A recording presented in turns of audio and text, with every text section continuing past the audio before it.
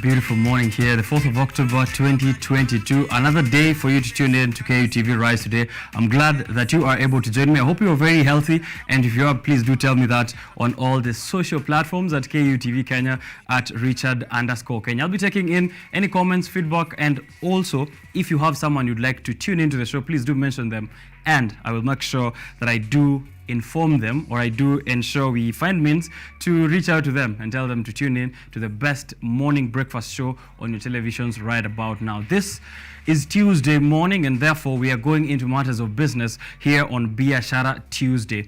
To begin with, the state of the Kenyan shilling is something that we have all been thinking about. Currently, a record low of 120.7 Kenyan shillings to a dollar. The value of the shilling against the dollar as of yesterday, now that marks a 6.7% drop since the start of the year, where we were at around 113 Kenyan shillings. What could be the reason why the weak or the shilling is weakening? A lot of things, of course, have come out as a result of a weakening shilling, which is now fueling that demand for the dollar at a time where the high global crude oil prices have been pushed up. And we are seeing that, of course, trickle down to other parts of the economy or other sectors in the economy. The government of His Excellency President William Ruto is trying, of course, to see if there are methods or there are means in which we can cushion Kenyans, or they can cushion Kenyans from the high cost of living and, of course, that weakening shilling. The state of the shilling published here on the Daily Nation, and it's experiencing a free fall. Of course, its value is so uncertain that now banks are, as of yesterday, holding dollars and requesting that that bite in the foreign exchange rate, or that bite in the forex shortage, be addressed by the Central Bank of Kenya. Deputy President Rigathi Gachagua came out in an interview with a local TV station just last week to say that the government or the Central Bank of Kenya does not have enough forex to, of course, exchange that with oil importers who are requiring some of those dollars to import crude oil or petroleum products from abroad. However, Central Bank Governor Patrick Njoroge coming out also later on to say that those were not true statements by the Deputy President. In fact, the Central Bank of Kenya is not an active participant in the forex market, however, does provide monetary policies and, of course, regulations in how that sort of market works. And secondly, that we do have actually enough forex to run the country all to 4.19 months, if I got that figure correct, according to his statement, or according to the statement that was issued last week by the Central Bank of Kenya, which means that Kenya has enough runway for 4 months, which is still above the threshold required by the government to ensure that we have foreign exchange reserves that are at least taking us to a runway of 4 months. What does that mean? However, we have a dollar shortage. Central Bank does not participate in the issuance or in active participation in the foreign exchange markets. However, commercial banks are also crying that they do not have enough dollars, and they will require the Central Bank of Kenya to avail this to them so that eventually they can avail that to importers and also other traders who are requiring some of these dollars. So how does the forex, or how does the foreign exchange market work? We shall be taking a look at that. It's something that I have seen here very well detailed in the Daily Nation. So you can also grab yourself a copy of the Daily Nation and be taking a look at that on how exactly the forex works. And we'll be, of course, breaking it down throughout the show to see why, of course, issues of COVID-19, reduced tourism, and also that external debt, and how all of that affects or brings about the shortage of dollars in the country, and also the weakening of the shilling. The government, as I said, is also trying to do a few things, 1, 2, 3 things, to ensure that we are cushioning Kenyans, or Kenyans are being cushioned from the biting effects of the high cost of living. And one of those things is that the President William Ruto and his cabinet, of course, has unlocked billions for farms which are involved in genetically modified crops, GMO. The industry is now approved to do the farming and importation of biotechnology in crops, biotechnology crops, in a major policy shift that seeks to make Kenya food secure and contain all those runaway prices which I keep mentioning here in this show. So this means that we are going to maybe see a situation where the 4 million Kenyans who are facing starvation or who are in the brink of starvation might get food security in this way. What are your thoughts? Split opinions, because during Mwai Kibaki's era or during Mwai Kibaki's government is when the cultivation or the open cultivation of genetically modified crops was banned, and we can see that here on the standard they've brought out the journey from 2000 to 2022, which has seen the change in policy as regards to genetically modified crops. What does this mean for the country? Split opinions, as I said. There are those who say this are healthy. There are health concerns, of course, as regards to the cultivation of GMO crops in the country. However, diversifying of these crops will be a long-term solution to the perpetual problem of hunger in various parts of the country. We'll take a look at that and also see what kind of regulations, of what kind of measures the country is taking or the government is taking to ensure that as they lift this ban on GMO products, we are also ensuring that we take a look at the safety and health concerns, which the experts have also, of course, warned the government as it approves this biotechnology policy on crops. Another move by the government to cushion Kenyans is CORT, which has now spared motorists from the biting of fuel tax increase. And now the inflation adjustment tax, which was applied by the government as of October 1st of this year, has now not been applied to fuel products. It is 6.3% on all other items which are experiencing excess duty. So we'll take a look at what are those other products. However, CORT is now saving motorists from that fresh fuel tax increase, which will have seen petroleum, a litre of super petrol go up by 1 shilling and also diesel by 0.70. Currently, a litre of super petrol goes for 179 Kenyan shillings in Nairobi, while for diesel it is 162. So this gives us a bit of runway to still stick to those prices as we see what other measures the government can do to bring down prices of petroleum products. Of course, this is not an issue which is an isolated incident to Kenya. It is biting across the world. Crude oil prices going up because, of course, there's many other global factors, including the war between Russia and Ukraine. Talking about war, General Muhoozi, the son of President Museveni of Uganda, went on to Twitter in a rant yesterday, a couple of tweets saying that him and his army, the Ugandan army that is, will be ready to, of course, come over to Kenya and take over Nairobi in something that people might be speculating is just a rambling of just another Twitter user. However, him being the head of the army, you'll never know what kind of diplomatic tensions this might bring around. We'll be taking a look at some of those tweets and also getting your feedback on what you think that might mean or what exactly informed the decision by that general to tweet out a few of those statements. The Fuliza conference, as I call it, happened also a few days ago, in which President Ruto met various heads of banks, KCB, NCBA, and also Safaricom, who of course are the ones in charge or who are the ones providing with the Fuliza overdraw facility by Safaricom, which you can get on M-Pesa. And now some of those new measures to cushion borrowers or to cushion Kenyans who are taking loans from Fuliza is that for the first 3 days, for any Fuliza loan taken which is below 1,000 Kenyan shillings, you get that at interest-free rate for the first 3 days. And also the rates have reduced for up to about 40% now. So that reduction in Fuliza loan interest rate also brings in new market dynamics. And the question is whether this is going to be a threat to foreign direct investment, which is also something I've been thinking about for quite some time. So we'll be also highlighting that and much more, which is happening in the world of business. So those are some of those things which I saw are fit for us to highlight as the major issues happening around the country. Fuel tax, the shortage of dollars, the weakening shilling, and also GMO crops, or the lifting of the ban of using biotechnology in the cultivation of genetically modified organisms. We shall be having a look at all those issues, including any other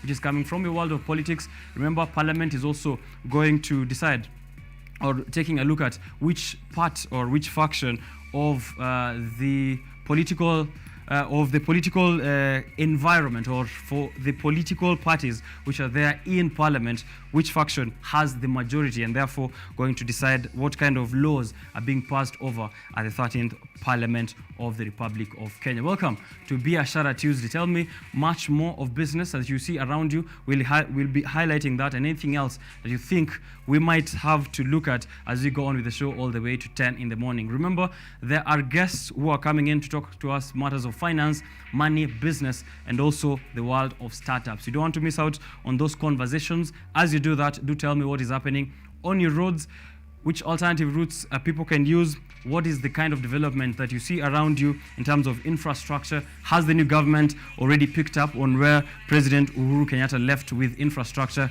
BRC, I don't see any developments yet. What is happening over there? Please do tell us and we'll be informing you as we go on with the show. At KUTV Kenya, we're streaming live on Facebook. Also head out there if you're going out from your house and you want to tune into the show all the way to the end.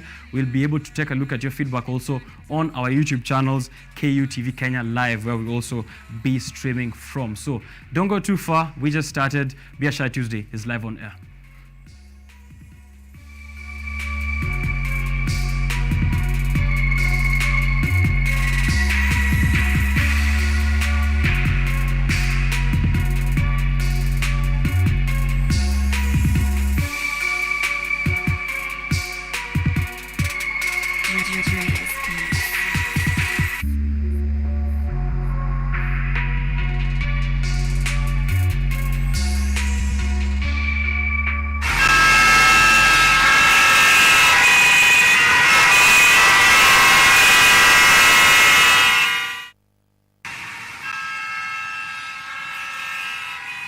All right, Mathri Roots is informing me of the traffic situation and transport and current traffic conditions in the city, mainly Nairobi. So if you're outside of Nairobi, do tell me also what it looks like there. For example, I see here yule mzee Jeff Chapo anasema wasameta Bokinami Kisii. I'm happy for you, bro, on matters of business between Rigiji and Central Bank. Who's telling Kenyans the truth? Thank you for tuning in. William Z. Jeff Chapo, tuambie what is the traffic situation over at Bokinami in Sameta, Kisii. Thank you for tuning in as well. Now, Mathri Roots are telling me here that there's a crackdown on certain PSVs along Waiyaki Way inbound, though the cops are not being safe as they go about it. So if you are along that route, beware of that situation. The current situation also at Githurai 45, traffic police officer hide in masks just to collect bribes from matatu guys openly. This is Otiende Malik informing us on Twitter. Those traffic police officers in Githurai are notorious of taking bribes. They pretend to be on phone and have their masks on raised to the eyes and then take the bribe. Okay, that is Baby Kiongozi also, who is supporting the sentiments or supporting that observation in Githurai 45. Is there an ongoing crackdown on vehicles, especially PSVs in Nairobi? Fred Kaga, yes, there is. And as we've seen there on Waiyaki Way, that is already ongoing. The traffic is moving slowly on the highway, that is Thika Road, Utalii Hotel towards Muthaiga. And this was from 6:40. So right about now, we are hoping the situation has changed. Githurai traffic is smooth. Traffic is moving smoothly in Githurai towards the Nairobi center. Accident has been seen here at Prestige Ngong Road.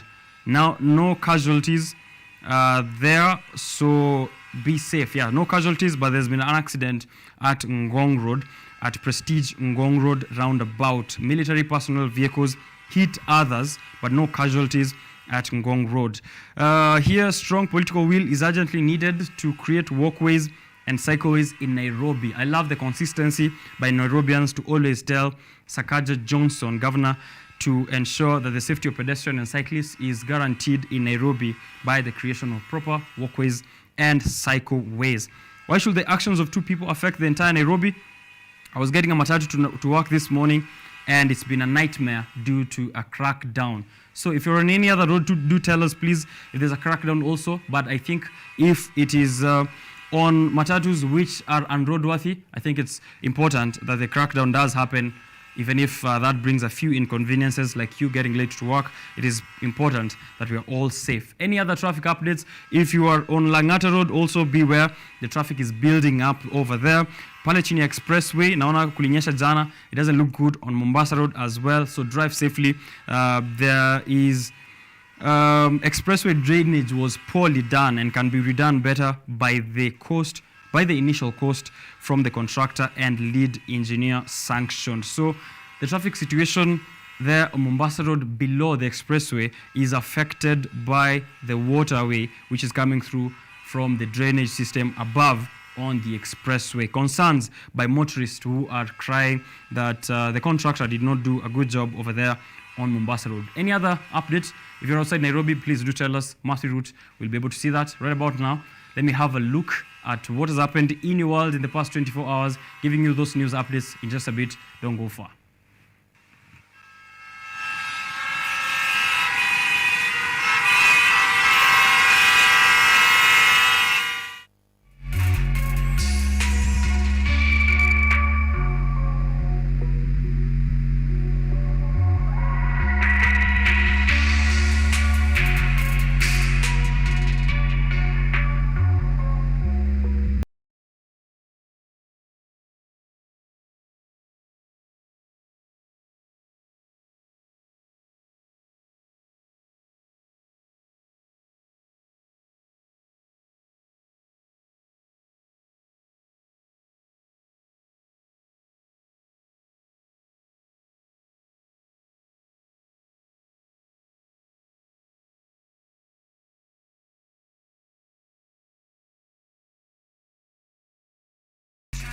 So limping against the dollar and other benchmarks and of international currencies, we are facing an uncertain future with the shilling, which is weakening, as you have seen in the dailies this morning. And we are also facing a 63-month high inflation, battered by, of course, those global crude oil prices. And we are seeing the Kenyan shilling failing so badly, its value so uncertain that banks are now hoarding dollars, and this is going to cause a biting forex shortage that is going to affect trade and also risk further inflation figures. And I don't know how exactly the government is planning on that. We are just taking a look at a few of those measures which we are able to have a peek into. However, in the background, the government surely should be, if it's already not, it should be working on a way to cushion this biting or this free fall of the shilling, the state of the shilling. But on a personal level, how will you manage your finance, or how are you managing your finances in the face of this biting inflation and also the state of the weakening shilling? We know that everyone's financial state falls into a common fundamental framework. We'll be looking at a few of those depending on your income level, your wealth, your debt, the number of investments which you have made. It looks like every single person, whether it's government actually or individuals, personal finance, the framework of personal finances is basically the same all across board. I'll be having that conversation on personal finances with Elizabeth Waithaka, who's been here before, a money coach. The pillars of personal finance is what we are going to look at with Miss Elizabeth, going to come here through for yet another time to give us a few tips on exactly how you can manage the few the few shillings or the many shillings that you might be having in your pocket to, of course, protect yourself from the biting cost of living. Also, having a newspaper review later. As you've seen, I keep mentioning the headlines this morning, the state of the shilling on the Daily Nation here. The Business Daily is talking about the acquisition of OKENYA by the Treasury, which is now controlling 60% stake in OKENYA. And also on the Standard, Ruto turns to GMOs in face of food crisis. We'll be taking a look at the journey from 2000 to 2022, that roller coaster, banning and also lifting of the ban of cultivation of GMO crops in the country. That is what is spread out on the Daily Nation, the Business Daily, the Standard. If you have any other, please do make sure that you get that and also share the headlines with us and also your thoughts on what the editorials are saying this morning. Also, 2 weeks ago, Halt Prize finals happened in New York, where EcoBana, a startup right here from Kenya, won the $1 million price which was there in the global finals. I'm sitting down with them, that is EcoBana, the Halt Prize 2022 global winners. They were here before when they were looking forward to travel to New York for the finals. We wish them well, and eventually they did go there and win that, which is a new win in a span of more than 5 years when the last time when a startup from Kenya, that is Bupas, won the $1 million prize. I'm also going to take a look and see what Bupas has been able to do so far, and also culminate that into EcoBana and what kind of solutions or what kind of program they have into the future with the $1 million prize. So you don't want to miss out on those conversations. That is also still packed here on #Biashara Tuesday. But right about now, let's have a look at what has happened in your world for the past 24 hours, the news updates coming to us, and then we'll be informing you that, and also coming back later to matters of business on Biashara Tuesday.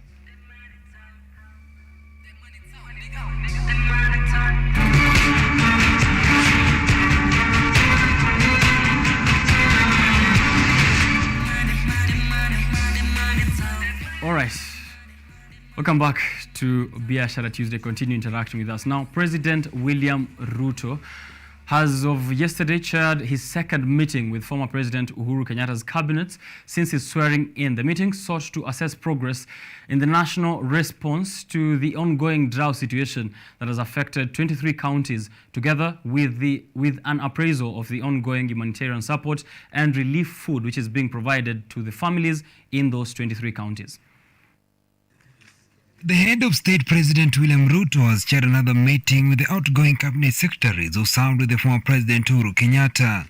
In the meeting, the cabinet considered a wide range of proposals relating to climate change adaptation, reducing Kenya's reliance on rain-fed agriculture through increased irrigation, and the planting of diverse and drought-resistant crops.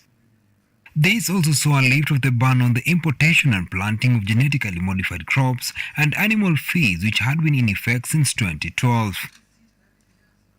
President Ruto also noted that from the meeting, they approved the cultivation and lifted the embargo on the commercialization of Basilicus thuringiensis Bt cotton. Among the reports held during the meeting were reports from the Kenyan National Biosafety Authority NBA, the World Health Organization WHO, the Food and Agriculture Organization FAO, and the United States of America Foods and Drug Administration FDA, and the European Food Safety Authority EFSA. The move by the head of state and the outgoing cabinet comes in the wake of the ongoing drought crisis and the perennial famine that has devastated the citizens for a long time. Ruto noted that the initiatives will help ensure early maturity and more production of food to cushion Kenyans from the perennial famine. Those who attended the meeting included Education CS George Magoha, Health CS Mutai Kagwe, Agriculture CS Peter Munya, Treasury Cabinet Secretary Kuria Tani, Tourism CS Najib Balala, and Sports CS Amina Mohammed, among others. So the remarks by the Deputy President Rigathi Gachagua on Forex, on matters regarding the inadequacy of foreign exchange to import oil, has been received with opposition by the Central Bank of Kenya. In an interview with one of the media stations in the country, Gachagua had explained that the current situation has been caused by the looting of funds from the National Treasury. However, in a statement, CBK clarified that the foreign exchange reserves continue to provide adequate cover and a buffer against shocks in the foreign exchange market. It's barely a month since the Kenya Kwanza took over the government, and plenty of promises followed from the government officials, including the Deputy President Rigathi Gachagua, who has reiterated several that as Kenya Kwanza, they have appropriate plans on how they are going to relieve Kenyans from the high cost of living. This seems to take a new turn after Gachagua stated that the CBK currently has no adequate funds to import oil. Na tumepata ya kwamba iko shida mingi sana, tumekosa maneno ya foreign exchange. Hata jana tumekuwa na crisis kwa sababu pale katika benki kuu hakuna zile pesa za kigeni za kutosha za kuagiza mafuta kutoka nchi za nje. Tumepata ya kwamba iko madeni yale naitwa pending bills zaidi ya bilioni 500 billion ambaye watu wamefanya kazi kwa serikali za county, serikali kuu na hawajalipwa. Gachagua claims the inefficiency has been attributed to mismanagement of funds in the National Treasury when the Jubilee government was in power. He says the Kenya Kwanza government inherited an empty treasury, making it hard to deal with the high cost of living. Ndio tumefika pale kwa serikali, pale kwa National Treasury, tumepata hali ni ngumu sana. Na umesikia governor wa Central Bank mwenyewe amekiri ya kwamba mambo ni mbaya na kusema miezi 3 ya serikali iliondoka pesa ziliporwa na kutumika vibaya. However, the Central Bank of Kenya, through a letter to the press, has boldly denied the allegations by Gachagua, saying it is not involved in either way in all foreign exchange for private transactions. As I quote, "All foreign exchange for private transaction is obtained from commercial banks. CBK does not supply foreign exchange for transactions other than for the national government or CBK's operations." End of quote. This is not the first time the DP is making similar claims. On September 18, he was quoted saying the treasury was in serious crisis for lack of adequate funds to run government operations. The claims were opposed by the outgoing Cabinet Secretary for Treasury Ukur Yatan as false. Reporting for KUTV, my name is Shadrach Smio. We did get a question there by one Ulemze Jeff Chapo asking, between Rigathi Gachagua, Deputy President, and the Central Bank of Kenya, who is telling the truth? Who's telling Kenyans the truth in regards to how much we do have in that foreign exchange reserve? We'll be having a look at that here, very well detailed in the Standard, where they also give out exactly what the role of the central bank is in foreign exchange market and how exactly the foreign exchange market works. So don't miss out on that. William Z. Jeff Chapo. Tune in to the newspaper review, which is coming up in a few. However, we move to Kisii County now, where the Kisii County government has secured drugs and equipment distribution, which is worth millions of shillings, to base-level health facilities. The measure was as an initiative by the Kisii Governor Simba Arati that is aimed at ensuring more accountability for the medicine and equipment supplied, where he presided over the release of the consignment worth 27 million Kenyan shillings from Kenya Medical Supplies Agency, KEMSA, at Kisii Teaching and Referral Hospital. Following reported corruption cases in drugs and medical supplies distribution affecting the health sector nationwide, the Kisii County government, headed by Governor Simba Arati, took measures to curb the ill vice.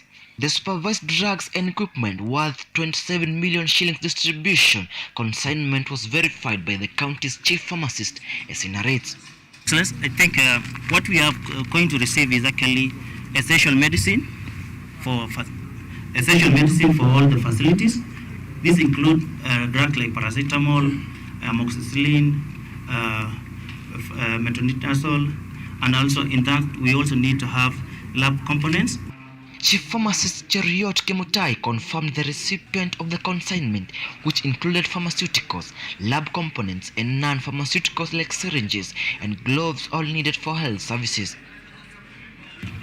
The system was set up and then it was deliberately destroyed so that you don't keep the record.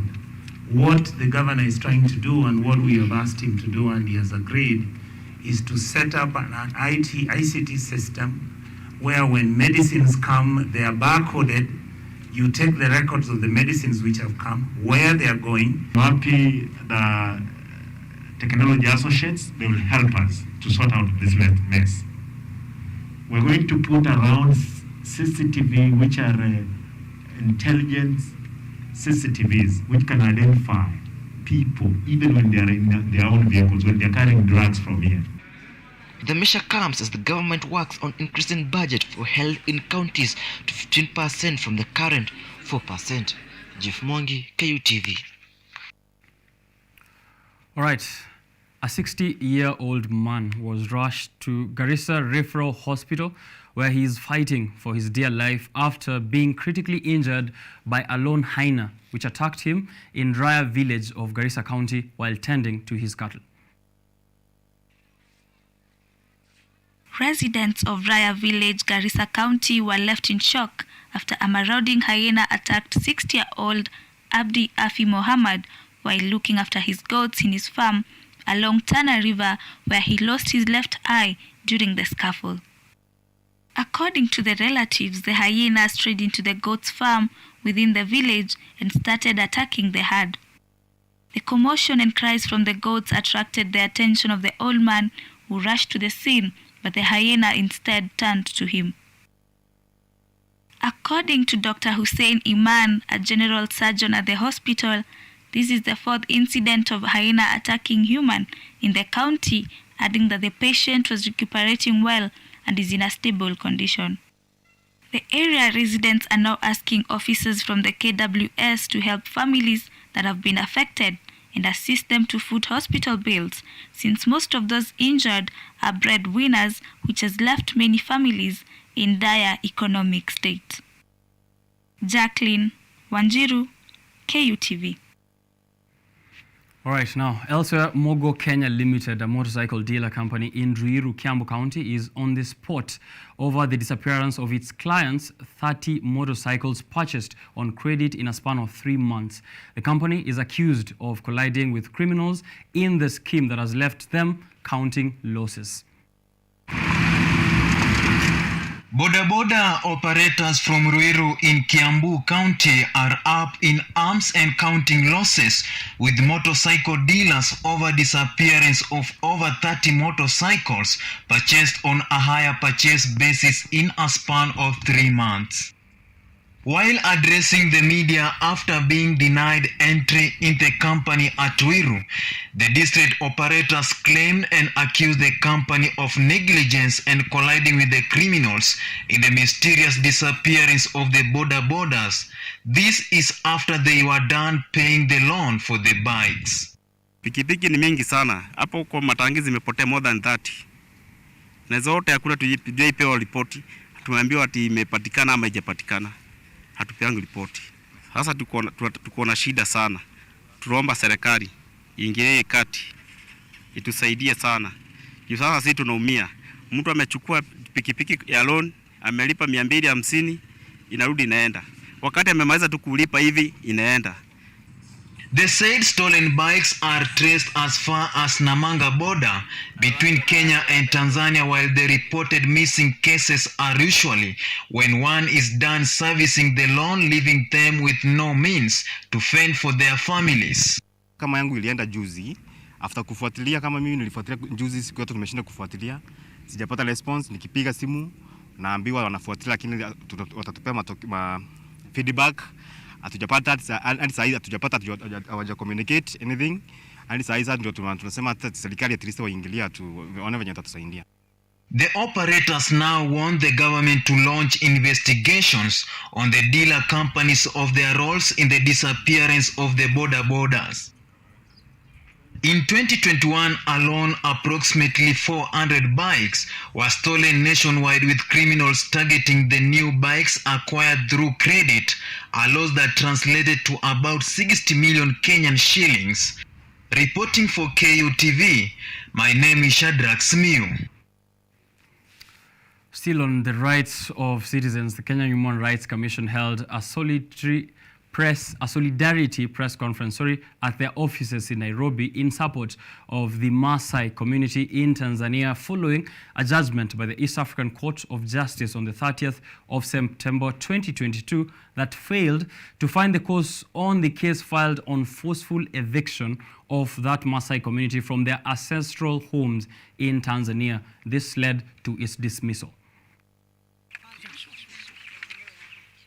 Human rights observers in Kenya on October 2nd came together to condemn the judgment by the East African Court of Justice given on 30th September 2022, where EACJ dismissed a case that was brought against the Tanzanian government by 4 Maasai villages who sought recourse for violent evictions and burning of homes in Loliondo by the government in 2017.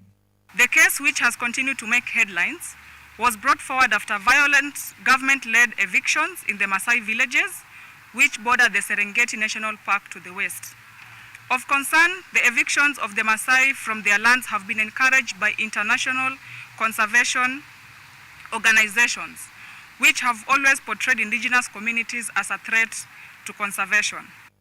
The Kenya Human Rights Commission say despite the numerous evidence displayed before the court, the EACJ paid a blind eye to the illegal arrest, shootings and displacements suffered by the applicants' women and children, also questioning the integrity of the court. So the community was evicted from their land in 2017, after which a heavy military presence was deployed in the area to prevent accessibility. Apart from the testimonies from these community members, how else did the court expect the community to demonstrate they were evicted from their own village lands? What other proof of ownership did the court expect or require beyond the erected beacons? The Maasai, who have led a semi-nomadic pastoralist lifestyle for centuries, moving their cattle throughout the area as the seasons change, have for years been subjected to violent campaigns to clear areas for tourism, especially around the Serengeti National Park. The Commission has further called for the release of a section of the community elders who were arrested for resisting the evictions from their ancestral homes. Therefore, hereby, 1. Demand for immediate and unconditional release of the 24 Maasai elders who were arbitrarily arrested in June 2022 and remain illegally detained to date for taking a bold stand to oppose the illegal government evictions. The mistreatment of the Maasai community in Tanzania has been greatly condemned by the Kenya Human Rights Commission, who now wants the Tanzanian government to be held accountable for failing to protect the right of its people. Anodida, KUTV, Nairobi.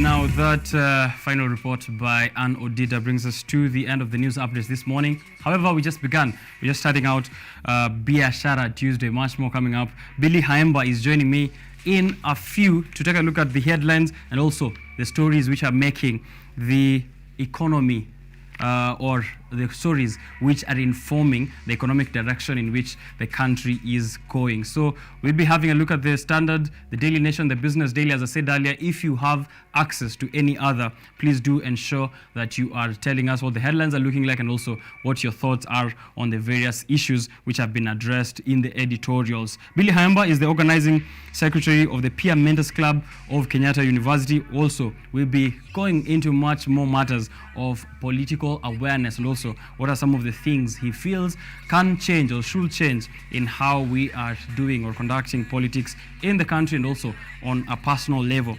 Many of you still tuning in to just tuning in actually to KUTV Kenya's live stream. Remember, we are live on your television sets but also on KUTV Kenya on Facebook. Here I see George Kamau saying very impressive. Thank you, George Kamau, for tuning in. Maria Manu, I'm excited for today's show. Asante for tuning in. Sandra Chepkemei, Biashara Tuesday is always informative on matters concerning business. Big up. Erastus Nyamai, you're watching from Kitengela. Say hi to the people of Kitengela. Maria Manu, you're watching from Embakasi. Please keep your comments coming in on Twitter as well at KUTV Kenya. I see the guys already tuning in.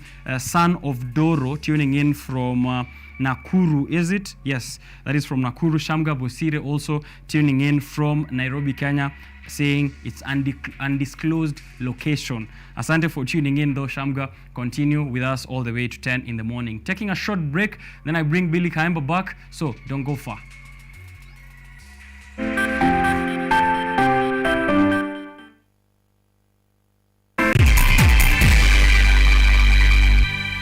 Driving and riding without incidences on the road is such an amazing experience. But do you know while many road traffic crashes are avoidable, human behavior continues to be the leading cause? Speeding, lane indiscipline, drunk driving, distracted driving, failure to wear a helmet, and failure to use available pedestrian ways have been flagged by NTSA as the fatal 6 behaviors likely to lead to a fatal crash and serious injuries. As part of the Usalama Barabarani campaign, we request all road users to prevent these fatal 6 behaviors for their own safety and that of others. When driving, ensure your speed is within the stipulated limits. The road ahead is clear before overtaking. Stick to your lane. Keep left unless carefully overtaking. You're well rested if driving on long distances, and you never drink and drive.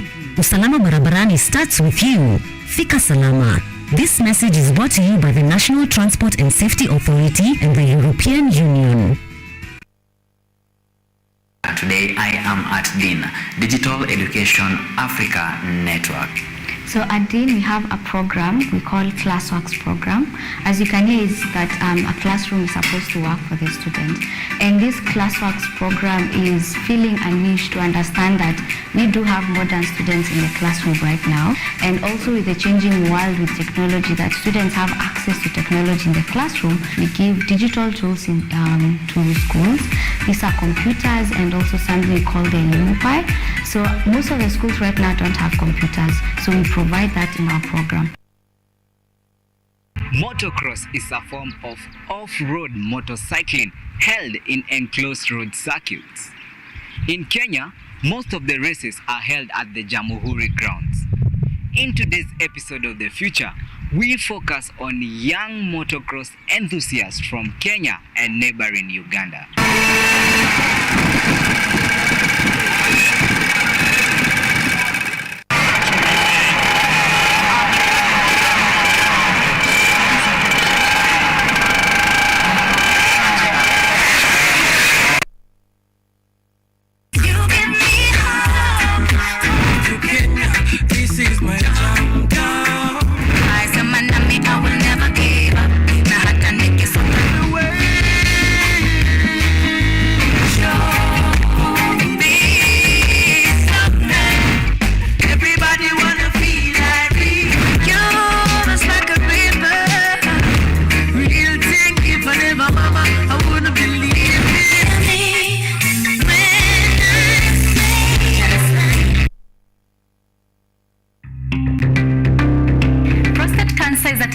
That affects the prostate gland. It is highly treatable if detected early. As you grow old, the risk of having prostate cancer become high. Men above 65 years and above, you find that 2/3 of patients with prostate cancer, their age is 65 and above.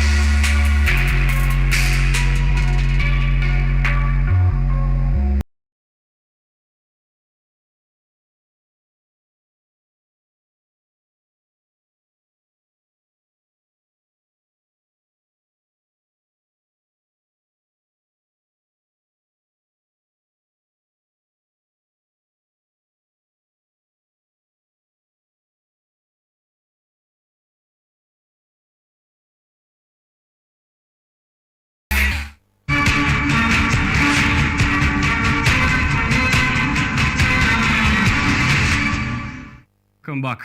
This is still Biashara Tuesday. It's time for the newspapers.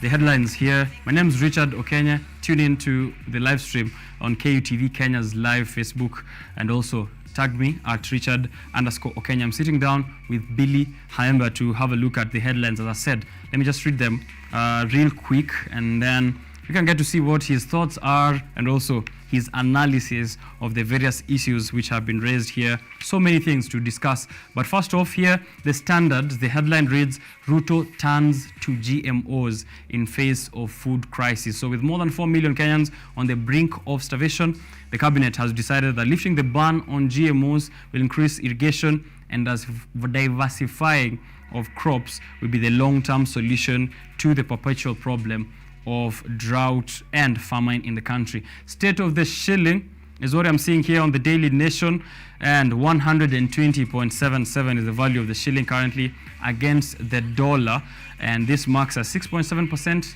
drop from what we saw in January at 113.13. I can't believe that there was a time I was freaking out because the shilling was trading at 115 shillings. We're now at 120. If it gets to 130, I think we will have to sit down as a nation and see how we are going to repay our external debt, and also how to fix some of those markups which are being experienced on various goods in the country. The Business Daily: the Treasury has now acquired a 60% stake in Telecom Kenya, and the headline here reads, State fully acquires Telecom Kenya in a 6.09 billion deal. And this, of course, is from who was having that kind of equity before. The UK-based private equity fund, Helios Investment Partners, are the ones who sold their stake to the Treasury.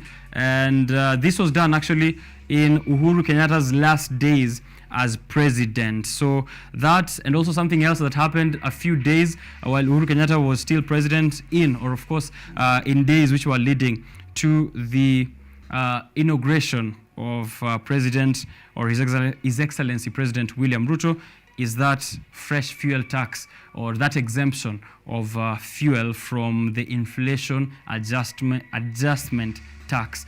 We're having a look at that. So please continue telling us your thoughts on these various stories that I just mentioned. Gachagua versus the CBK is also something of interest, which is there, not a headline, but just there on the Standard. But we'll be taking a look at that as well, because I've seen a couple of questions coming in on who exactly is telling the truth.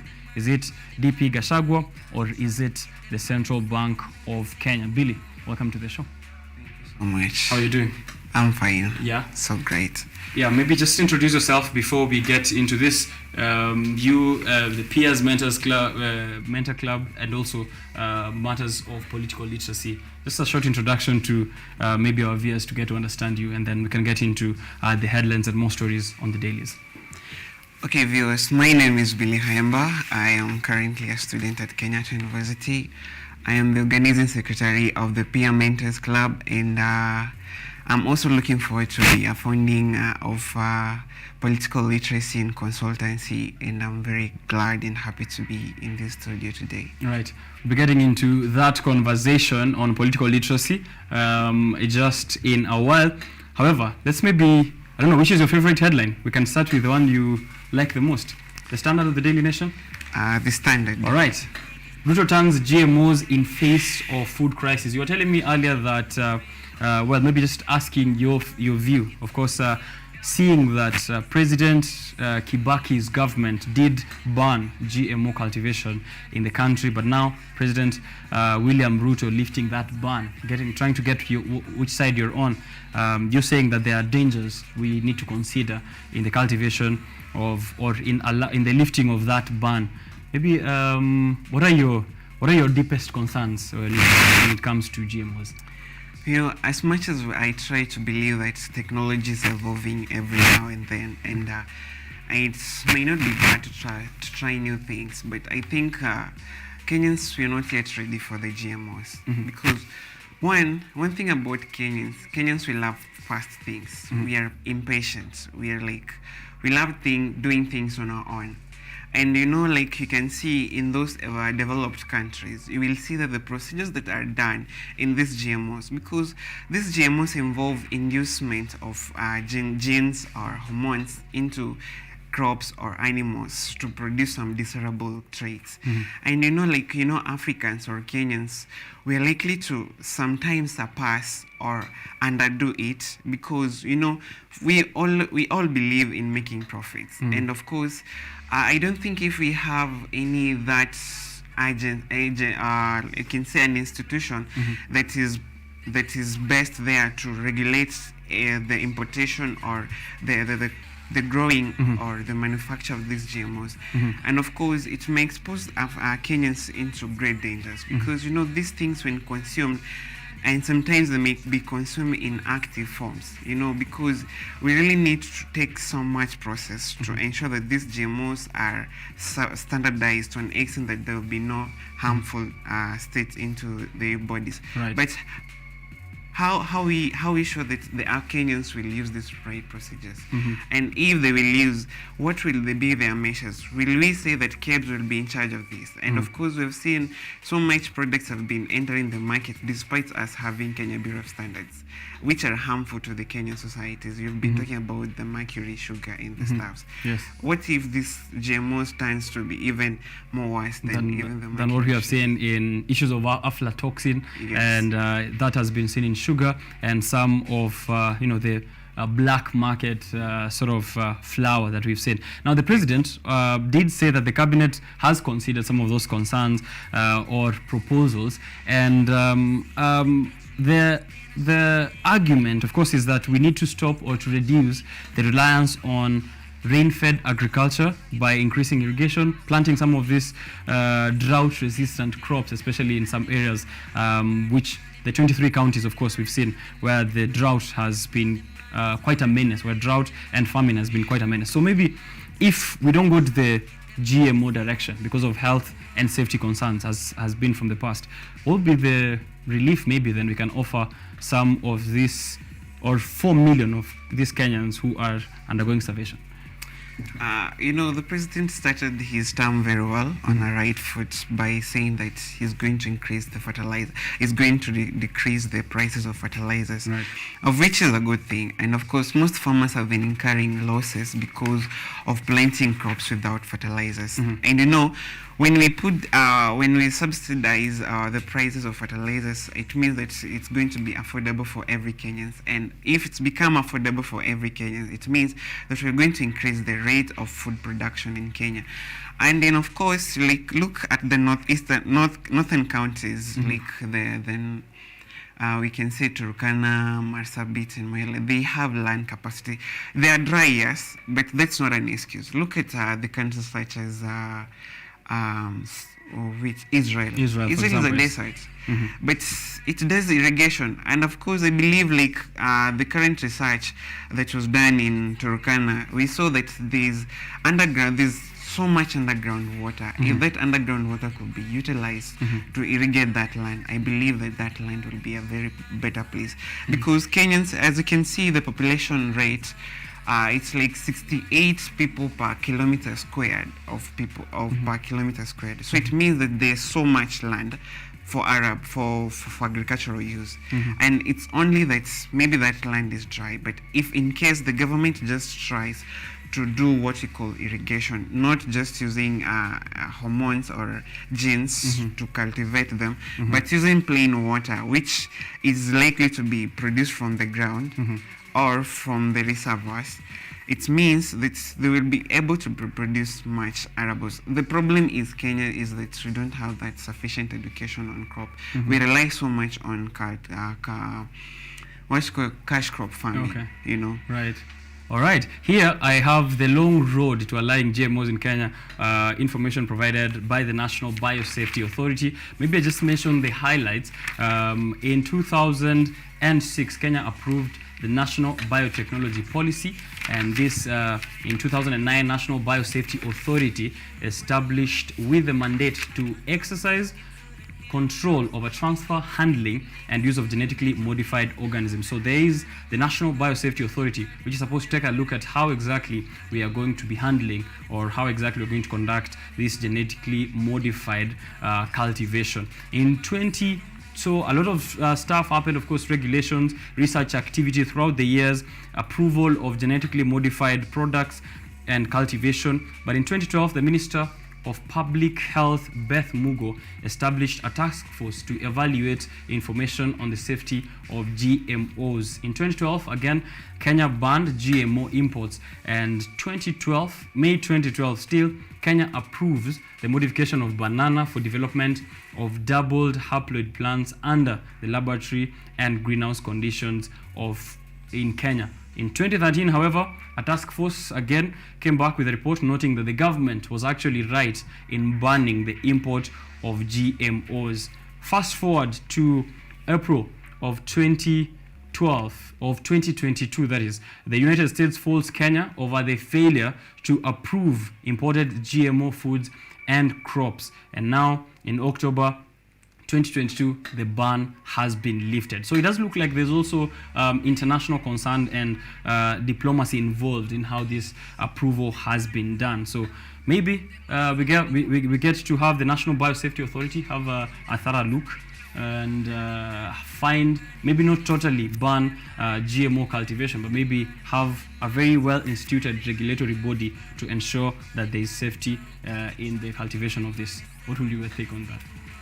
My stance still remain the same. But you see, if Kenyans, even with strict regulations, look, if Kenyans will be ready to take correct procedures in doing things, then we can take a look at this thing. But if Kenyans continue to persist with the current attitudes they have towards things, towards business, every Kenyan takes things on a business matter. They don't care who consumes these things, or they don't care of what will happen next. What they only care is how much am I gaining in making, But even if as much we have this task force, and remember that these companies, these international agencies that are compelling Kenyans to buy this, it's their business as well. They're doing business. So we cannot see any much attributes to them because, it's their business. Because if we buy them, we are promoting them. Is Kenya involved in manufacturing of these things? No. So we are not going to gain anything. Actually, we'll be let me not say this, but lab rats, but of experimentations of these things, if we open our doors to these GMOs, we'll be encouraging more scientific research from those countries. So because they know, after all, if they have a consumer market in Africa, in Kenya. So as I said, if Kenyans will be ready to take things on the right procedures, we can. Right education on farming and also on cultivation of products. Now, speaking of food, still maybe a little of a downer, page 3 of the Standard here, from holding knife like a spear, chewing noisily, and other don'ts of fine dining. So this is a detailed editorial here by Lynette Komboka, one page on etiquette when it comes to eating. I won't go much into it. However, are there some of things you think are ridiculous? There here some of those dining etiquettes which some say are not African. Maybe when you finish your food, put your spoon upside down, hold your knife on the right hand, hold your fork on the... Does it matter? Does it matter? Does it matter, really? Being a Pan-Africanist, it does matter. Because, why should we always learn the ways of other people's? Africans, we are used to sitting down. We have that, a tray. We put our meals here and we share. Yeah. Should we always just go and borrow everything? We borrow the education, their political systems, their economic systems. Even now, we're starting to borrow their eating systems. Why should we do that? Yeah, we shouldn't. You can read that on page 3. Just a small segue into maybe a fun article, but I think I already have 10 spoons and forks on my hands. I don't need much more of this etiquette, but you can tell me what you think. On page 4, is the DP speaking himself into infamy or sets out hard truths? So we've seen more often than not Deputy President Rigathi Gachagua coming out to make statements which have put him right in the middle, right in the eye of the storm. Some of the statements have been about the media and how unfair the media is to him. The others still, of course, public utterances on the Central Bank of Kenya or on the foreign exchange reserves, which is the current hot conversation. And also remember, just a few weeks or just a week and a half ago, if I'm not wrong, he did come out, of course, to speak out on the Shamba system, but later on saying that he's been misquoted. Is he being misquoted or is he being mischievous? He's just being mischievous. This guy is a public figure. and he's supposed to act like a public figure. He's not even a public figure, he's a national figure. You know, if I say a public speaker, a figure, it means all the celebrities. So he's a national figure, and everything that is supposed to be is supposed to speak, whether before my camera or not, they're supposed to be realistic, and they're supposed to be carefully filtered. Because like, look at the statements he's making about farming in the forest. How many forests are we having in Kenya? And most of these forests that you're having in Kenya are all endangered. Now, if this person gives a green card for farmers to go into those forests, you know, one thing leads to another thing. You know, my genuine concerns may be just going to farm inside the forest and not tamper with the trees. But at long last, I might go a further move to clear some trees so that I get more space for my cultivation. So like him speaking about things relating to Kenya, whether security or agriculture or anything, should be filtered. And I think he's giving his president so much time to explain, because everything that he's doing here, the president receives phone calls. I believe he receives phone calls from the UN, from the AU and other stuff to explain some of these things. For example, there's a statement he made about forex. You know, that's a very critical area. Saying that Kenya does not have enough foreign exchange or reserves for foreign exchange. However, the CBK refuting that claim, saying, of course, maybe if I can read that before you go on, Rigathi Gachagua did say last week that we do not have enough foreign exchange, even saying that the Central Bank of Kenya like that in the Central Bank of Kenya, there was not enough foreign money to import oil from foreign countries.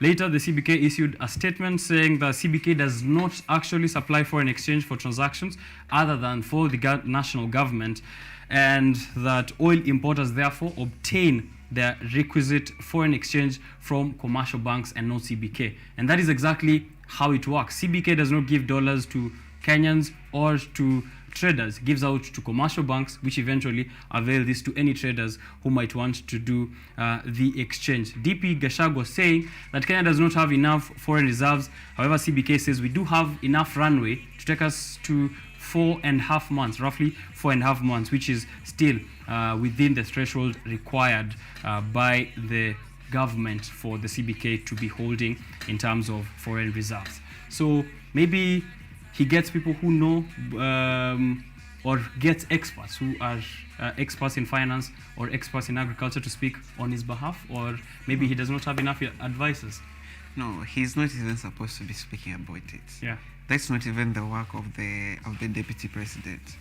The work of the deputy president is to deputize the president in any other role given to him. This is the work of the cabinet secretary in charge of finance.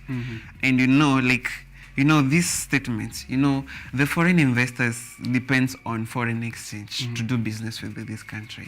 I will not want to do business with you when I don't see anything that I will benefit from you, And as Kenya, we are developing countries. We really require these investors. Now, if we scare away these investors by saying that we don't have enough foreign in our account, in our account, then what are you doing? The president has to receive calls from the World Bank, because even the World Bank is also scared because we have loans with them. So it has to be scared. So he has to receive phone calls from the World Bank to explain why we don't have enough and the possibility of us paying these debts. So there are some things that are supposed just to be kept as a secret. Right. Let's people just discover these things on themselves. Right. Because when we discover right now, it's like we are now getting even scared. Like me, if I want to venture into maybe import and export business, I will have to be scared. Because you're now aware that there are not enough dollars for you to get into that kind of business. Yes, so be scared. Because this is the person who is second in command. Is the person, when he says something, I believe it's true. It's informed, right? It's informed, it's true. Because he has sources. We believe he has sources. We believe he has informants. So if he comes and says that we don't have enough forex, even if the CBK will come and try to trash his statements, I will have all the reasons to believe him. Right. Because I believe is the second in command. So like he just have to like somebody needs to tame him. Somebody needs to. It's just a month in to his role as deputy president, but he's come under fire for so many other issues, as we've mentioned, from agriculture to now finance. I think it's time, that the deputy president got himself a very serious advisor, or maybe a few more experts who are aware of some of these technical issues and exactly how it works out. So we've said it's mischief and not misquote. It's not misquote. Right. Loose cannon Gachagua and his many gaffers. You can get to read that on the Standard that is there on page 4. Is the DP speaking himself into infamy or sets out hard truths? Moving on, there are any other story that is of interest here? Especially, you told me you have you are setting your eyes on what is happening in the House.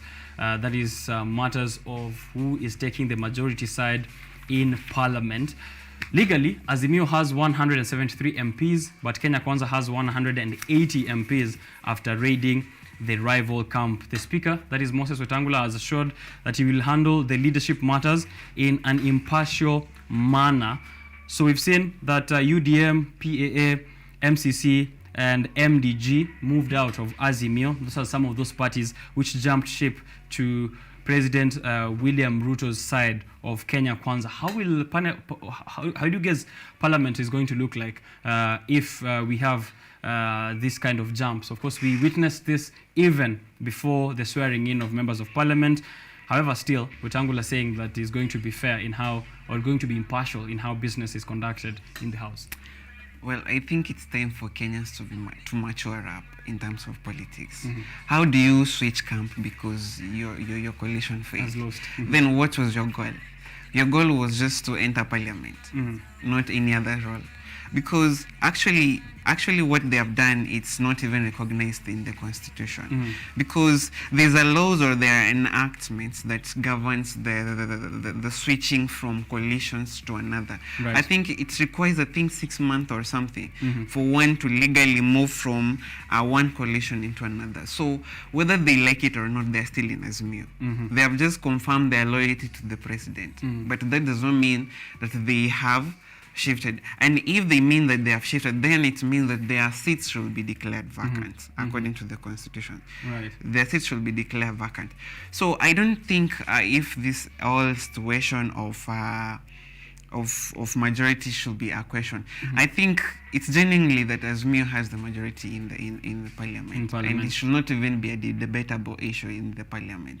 Azimio actually does maintain, as you've mentioned, that these parties which did jump ship have not followed due process to move out and are legally members of the coalition party, which means that they are still the majority in Parliament for that regard. Still, there's no debate about that. All right. They just want to politicize everything. Okay. One other thing that is happening in Bunge is that Bunge la Mwananchi, the president of Bunge la Mwananchi, Calvin Okoth, at a sitting in Jivanji Garden, has warned the current national parliament that if the historic high of inflation continues, we will be taking to the streets. So job opportunities, hustler funds, all those promises, he says, should be a reality as soon as possible. If not, he's given them 2 weeks. He's given the government or parliament 2 weeks, and we'll be going to the street to protest some of these measures. Do we still use this as a means of pushing the government, or I thought that our democratic right voting in leaders was supposed to be the end? Yeah, I think we'll talk about my initiative about political literacy, and it just deals with these things. Because we can realize that, Kenyans, we don't have literacy about politics. We wait for 5 years to remove these bad leaders. Or we elect people expecting to fulfill our dreams like in a flash of light. Right. Everything involves process. Like, you cannot expect the president, Ruto, to come today and announce that from tomorrow you will have to buy unga at 20 bob or at 70 bill. You know, there's so much things involved in this. Like you take your parliament, your member of parliament into parliament and expect by tomorrow or by next month your roads are all supposed to be tarmacked. And of course he has the right. He has the right to do that. And but you think we should give time for the parliament to settle in? Yeah, we should give time for the parliament to settle in. Let's organize the house. We still have this cloud of majority. We still have this cloud of subsidies and some, so like we have the Rigiji in the house doing his mixes. So we really need to give them time a bit. But then still, we really need to learn how politics works. Right. Just on that exact point that you're saying, we need to learn on how exactly politics works. There's a very good opinion piece here by John Wahome on page 18 of the Standard saying, obsessive politics are slowly robbing Kenyans of their reasoning ability. So all these energetic campaigns and local politics has come to eclipse other worthy vocations in both prestige and remuneration.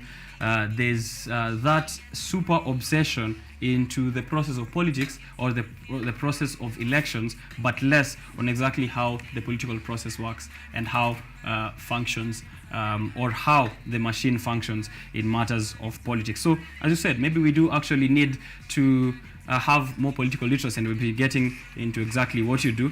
But I don't know if my producer has this image of the editorial cartoon here, the National Hustler Investment Fund. If you can have a look at that, if you have the Standard, you should be very afraid when hyenas fight over the welfare of goats and lambs. And they have that there, a poster of the National Hustler Investment Fund, and also a very small quote at the bottom of the editorial cartoon there, also saying you should even be more worried or be more scared when goats and lambs are cheering as the hyenas are fighting over the welfare of goats and lambs. What do you make of this? Yeah, I think it just hit the point, because like you can see, like Kenyans, we really love to cheer people, but we don't love to rationalize everything. Like somebody comes here and tells you that we are going to educate your children from nursery school to university. Like, do you understand the cost of education? Right. Not only in Kenya but in the entire world. And you'll find that there are so many people cheering up. Like they say that this guy leads us, but you realize that thing is not even realistic. Even you cannot even educate.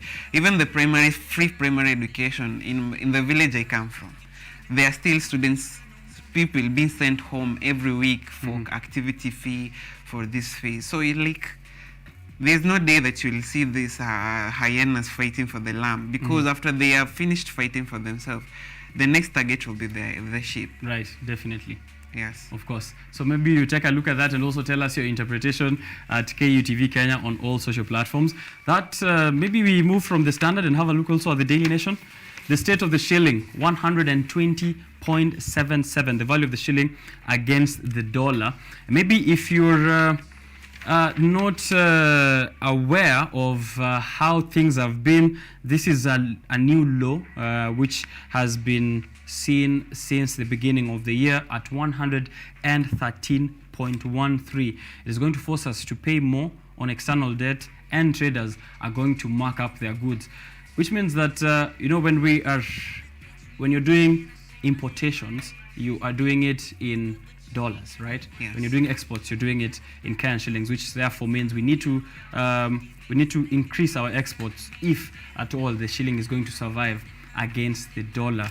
However, this coming in the backdrop of a lot of other international issues, such as the war in Ukraine, biting inflation, recovering from COVID-19 at a time where high global crude oil prices have really pushed up. The weaker shilling, while a boon to exporters who are earning more from selling their produce abroad, has increased the cost of importing goods and services. Are we going to make?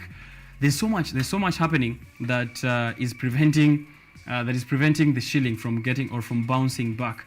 as you've said there, some are even outside our borders.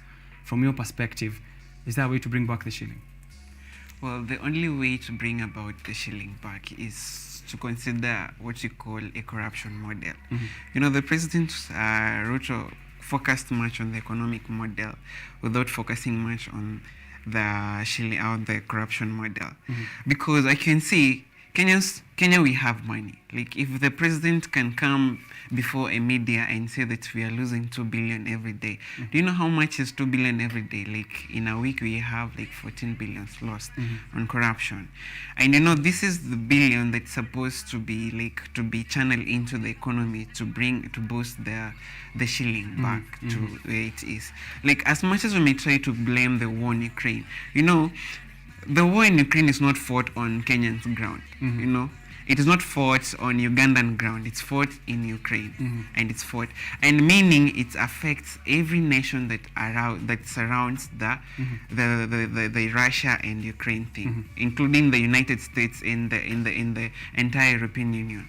So even if we try to blame everything on this war, we are not trying to solve anything. The only thing that we need to solve here is how to create necessary policies that will prevent or that will secure Kenyans against corruption. Because when we continue to lose this money, the more the cost of life is. And the problem is that, you know, this corruption, we have so much money going into corruption, and then this money that is going into corruption is not in Kenya, it's in foreign banks. Right. So there is lack of enough shilling in Kenya, in the Kenyan banks. And we're still taking it away. We are still taking it away. Right. Somebody has account in Zimbabwe, in New Zealand, and anywhere, and you expect even if there was no war in Ukraine, the same problem will still be there. Right. Look at the campaign periods. We spent a lot of money, and we don't know where this money went into the ground. There's this money, you know, the essence of money is to circulate within the system, but the problem is that this money does not circulate within the system. Right. Kenya relies on diaspora remittances, exports, grants, aid, foreign loans, and foreign direct investment for its forex supply. Now that we've seen the Deputy President saying that we don't have enough foreign exchange reserves, and also seeing that because of the weakening shilling, do we now then go to extra borrowing? Would that be the new solution? Maybe increase the debt ceiling and have more of those loans coming in so that we can maybe bounce back and find a way to repay our external debts. Extra borrowing should not be even the case to consider here. What the president promised us that as soon as he hands over he puts down the Bible, is coming for the cartels, and then we believe that these cartels are the people who have money. If we carry out audits, like I was reading an article in about somewhere in Kar West, a school principal can manage to steal 1.5 million from account of a school. That is a school. What about this public institution? I was just reading another article, a 21 salary person having 10 cars and 9 plots. Like, why should we just come down and say, hey, this is the amount of money we are having, this is the amount of salaries we are paying our people, and this is the amount of our assets they are owning. How did you own these assets? I believe that we still have so much. We have so much money in the economy. We still have so much money. These people who have run away with our money into debt, let's follow these people. They say the government has long hand. Has this hand been cut off? Because if this government has a long hand, it means that they're able to find anyone, any person from wherever their policy is and bring back their money. Because even if we continue to borrow, that money will be borrowed. They will still also channel into people's pockets. Then they will also flee with it. So instead of creating solutions, we'll be creating even more deeper problems. I see. So we don't have to. All right, so there are loopholes in the government, public institutions that need to be looked at to ensure that cash flow is going or being used towards the necessary expenditure. Here, some of the other reliefs which you've seen from President William Ruto is fuel now being exempt from new KRA inflation adjustment tax, and the court has paid motorists a fresh round of fuel price hikes. However, KRA is arguing that this is going to put pressure or is going to put pressure in how they are doing their collection. So on one side, it's good to exempt fuel products from that tax increase because it trickles down to transportation, manufacturing, and other household items. However, KRA still says that they need some of that collection also still to pump back the money into the economy. Should we be holding on to subsidies and this exemption of fuel from taxes? I just want to congratulate His Excellency the President because there are some things that you just need to cut off once and for all. Because if you keep on tolerating them, they will keep on hunting you over and over. The issues of subsidies, these subsidies have been hunting the government for a long time. That's why we've been seeing prices increasing over and over. Why don't we just increase the prices once and for all and start getting used to it and then start reducing it? Instead of increasing it and then to an extent, because whether we like it or not, we will have to go where we are here now. So even if we remove these subsidies by one, we will still get to a point of 20, So I think it was a bold move to do that. And I don't think if the KRA has, because we have so many places to get these taxes. Right. And of course, we have already injured this sector a lot by removing the subsidies. KRA can go. We are having so many drunkards in Kenya. We are having so many churches in Kenya. We're also having many things where KRA can get this right. money. So you're saying that they should expand their tax horizon? Yes, they should not depend on. I think the problem with KRA, they're depending so much on fuel taxes because this is where Kenyans rely most on. But I think we still have many other places that these people, this KRA can get. Yeah, you just mentioned churches there, and I saw a report by one CTAM and the billions of Kenyan shillings which they've been able to raise in terms of revenue from their various churches. So maybe include churches too in the taxation and add more of those who are still not under the tax regime into that. So you can read the Business Daily on matters of tax, fuel tax increase or inflation adjustment on various products, but the exemption of fuel from that. So state fully acquires Telecom Kenya in 6.9 billion deal. Also another hard-hitting headline here, the Treasury acquiring 60% of Telecom Kenya from the UK-based private equity fund. This reminds me that CBK is also here on this on the pull-out section of the Standard. The CBK is on its way to splitting Safaricom and M-Pesa, separating its financial sector from its calls, data, and all of the others. Therefore, bringing M-Pesa finally by January of 2023. M-Pesa is going to be regulated as a financial institution and also being regulated as a bank by the Central Bank of Kenya. That is what we have on the dailies here. I just wanted us to get into how you are planning your political literacy and what exactly we can look forward into that before maybe we wrap up on the newspaper review. So how's that going? Well, starting an initiative is not easy, and actually it's in the initial stages. When we were in campaign modes, I just sat down with my friend Ernest, and we just looked how is the political dynamics going on in Kenya. And you can see when we had the debates of the United States of American presidents in the debates, I saw so many substantial things coming up concerning ideologies, concerning economic and stuff. But what happened in the Kenyan politics is the issues of bottom up. Even Kenyans don't understand what bottom up is, but they were so much vibrant with bottom up. Issues about 6K, issues about social welfare. And one, we don't have a country where where do we have a stand in our ideologies? Two, are we on a democratic environment, or are we on a socialist environment, or are we on a dictatorial environment? Because like the systems in Kenya, we recognize globally as we are democratic in government. But as we look at things inside, we look like we are in a dictatorial form of a government. So like if you want to describe Kenya, it's very hard to describe Kenya as a form of a hereditary form of a government, or is a form of a democratic form of a government. And that's why I saw like Kenyans really need to have some form of education literacy. Right. You know, we really focus on educating Kenyans on how to vote. We really focus on educating Kenyans on their civil rights, because we want them to go on the ballot and vote for us.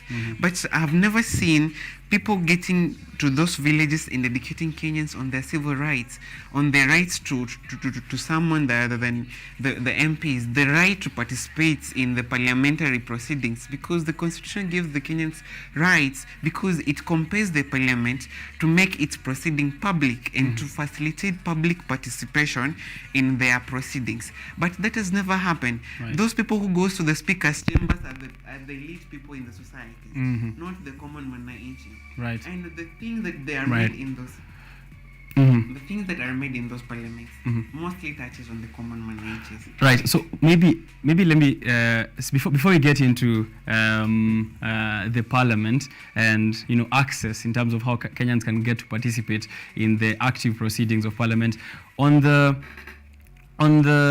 school level, as someone who's also in Kenyatta University final year, and also seeing that there's a lot of politics that happens on the school level. We see even in Kenyatta University, I'm sure right about now, there's an election mood. We do see a lot of coalitions, we see a lot of elections, sometimes back chaos, change of regulations, something that is actually, you could say, as a copy of the national politics. Do we have education on that level? Actually, my greater disappointment is that the mentors of these politicians who are in high school are the same old people in the society. So you find that all the things that they are bringing here in school is the clear picture of what is happening in the society. Look at the types of politics that we're having here in Kenya, in KU, like political, like let's say tribal alignments. It's the same thing that happens in the society. And because like we believe that the school should be an educative forum for these people. But what's happening in the society is that we are finding that these people are getting mentored. And of course it is our students. It is our students who we don't even understand what is happening in the society, and we just take politics. We think like politics is a matter of argument, is a matter of speaking out loud, is the matters of carrying out unnecessary insults and stuff. And I saw like in some posts where some people are blackmailing each other, and this is a kind of a devastating thing, because when they get out of this campus, that's exactly what they do. Is what exactly they will do. And of course we really need to start this political literacy in this. Actually, like I was saying, like even our students, apart from those leaders, we are entitled to inquire about the books of accounts of the KUSA. But how many students do that? I don't think anyone has so far. It is in the Constitution. It's in the first chapter of the Constitution that every student, a bona fide student of Kenyatta University, has the right to have an inquiry, to request for the books of account, so that we see how these KUSA people have been doing this.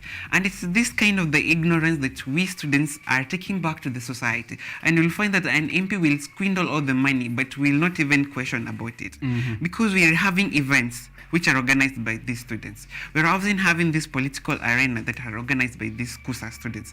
And us as bona fide students, we are required to do what? To have an inquiry, so that to keep these people accountable.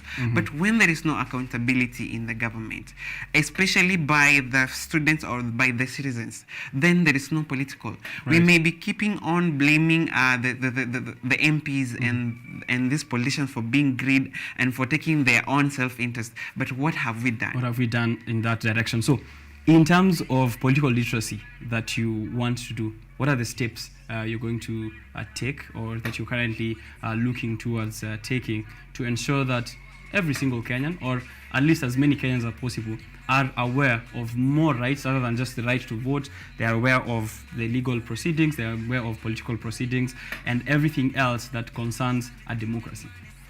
Yeah, so me, first of all, the first step for every step is for awareness. So I just want to keep awareness, to drive this awareness, so that people may realize the need to have this political literacy. They need to know that the government is not about the MPs and the president and the MCs. The government is about themselves. And it's about everyone. We plan to do civic education? We do like public, civil education, like public awareness, like having open forums with people, especially with students, because I believe if we campus students get exposed to this political literacy and the need for the society to have this political literacy, we are able to go and spread it out after we have accomplished our tasks or our responsibilities or our education here in school. So that is my major first step. Then I'm looking forward to partner with the government as well, because I know even the government will appreciate, though despite I anticipating so much barriers, because like as they said in Kiswahili, mjinga kierevuka mwerevu yutabani. So like I'm expecting barriers, but I think I'm hoping to partner with these governmental organizations at least to facilitate the widespread of this political literacy. Like you can see even in America, a policeman cannot just come and arrest you anyhow. He must tell you why he's arresting you. He must tell you that I'm arresting you and you have these rights and these rights. But in Africa, in Kenya, a policeman, though it is in the constitution, but a policeman will come, hook you up, throw you into a Land Rover without even telling you the mistake you've done. And these are the things that are affecting Africans. And we have to tell these people that they have these rights, they have these mandates, they have this responsibility, over 10 responsibilities stated in the constitutions, of which they are not aware of, because even the process of constitution making, that civil education, it was a matter of campaigning. It was just like taking the positive parts of it, excite the Kenyans to vote for the constitution, but it didn't take the Kenyans into that deeper meaning, so that at least Kenyans, when they're faced with these situations, they can respond, or they can quote such a certain verse, and they become victims. So we want to partner with government, at least to tell Kenyans that they have these roles, they have these rights. The culture of killing the culture of ignorance and silence. As you've mentioned, sometimes we are silent because someone doesn't want to stand up for their rights, and therefore the next person will see maybe this is the norm. As you've mentioned, even with law enforcement officers, you don't get to question them. Therefore, the next person will not question it because we have cultivated such a culture of silence. How can people maybe join in to support you in this? Because I'm seeing here we're also running against the clock. How can people join in to support this political literacy movement, or maybe how can they get to know where they can find you while you do these open forums? Well, it's a matter of initiation. So like I have a blog spot, like it's called Politically Active Political Literacy 254 at .blogspot.com, which I try to... Can you take that again, maybe? Political Literacy 254. Yes. .blogspot.com. At least it's just a way of, it's just my articles of trying to tell people, like, this way is how we can do things. We don't have to do things the way they were done in the past. Right. That is what Billy Haemba is promising us here, that you can get to know much more in what is happening in the world of politics. Your obsession with politics should not just be about the election period, but much more matters into the mandate of those people that you elect to parliament, or also how the rights, or how your rights are guaranteed in the constitution, much more than just your right to vote. Read us we usually have our guests read us the last quote here on the Business Daily before we can wrap up the newspaper review. So it reads, I'd rather regret the risks that didn't work out than the chances I didn't take at all. Yeah? I'd rather regret the risks that didn't work out than the chances I didn't take at all. Right. Big risks, big reward. That is the message at the back of the business, really. Thank you very much, Billy, for making time for us here. Thank you. And I hope that we do have you again. Thank you so much. Okay. All right. Going for a short break already, but I am coming back with matters of business. We are speaking money, finance. How do you manage your personal finances? Is a conversation we've had here before with Elizabeth Waithaka, and I think it's also important now that the shilling is depreciating, inflation, and the high cost of living. How do you manage the 20 shillings that you have in your pocket or the 20 million that you have in your bank account? Tune in for that. Don't go too far.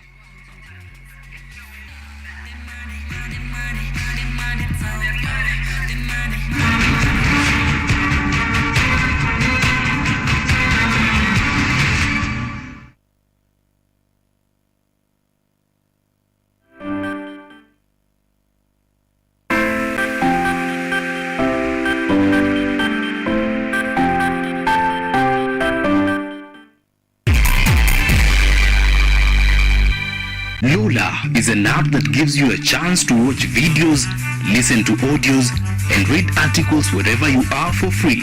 Motivational stories, dramas, campus life, technology, lifestyle, adventure, sports, academics, jobs, entertainment, and more. Download Lola now on Play Store. All you need, you got Lola. We are going to roast the chicken as whole as it is. So we call it a family platter roasted chicken, which has been marinated, and we are going to serve it together with roasted potatoes and a dip. That is the first one. Then the second one, we're going to make a salad. Out of the same chicken, we're going to make a salad that is going to be served with a dressing that has the concept of Italy. So it's called the Italian classic dressing.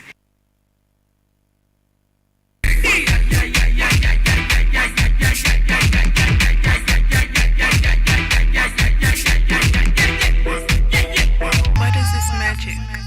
I need that magic.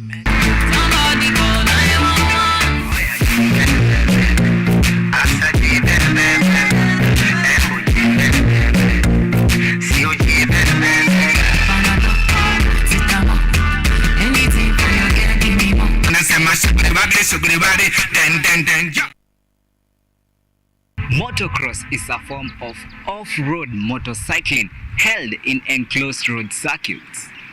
In Kenya, most of the races are held at the Jamhuri grounds.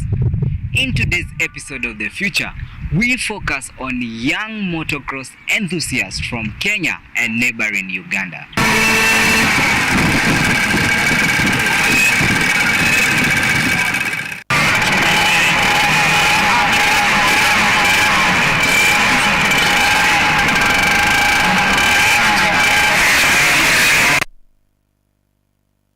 The percentage in which government is giving opportunities to this specific type of groups under the AGPO, like what percentage has the government given? No, but like I said, you see, when a budget is done for every year, every ministry will be able to place their budget for it. But whatever is given to them, 30% of the budget for that ministry is dedicated to AGPO. 30%. So if let's assume, for instance, that a ministry is given 2 billion, for instance. Now, 30% of 2 billion would be about 600 million. That will be dedicated to AGPO. And therefore, when you go to a ministry, as a young person, as a person living with disability, 600 million is actually meant for you. This is The Agenda with Benturo Komboka and Colonel Retired Cyrus Oguna.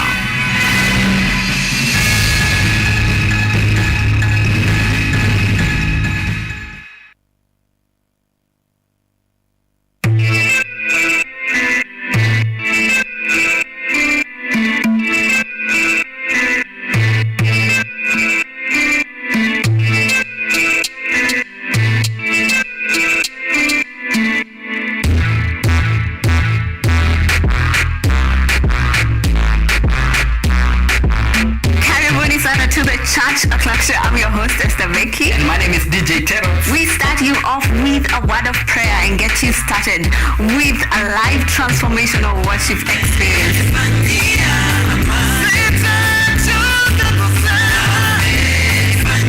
Have our minds renewed by the word of God on the word segment. And not forgetting new music za hii wiki, yani ndakuwa bado nawapatia pale wasanii wamekuwa kiwakali.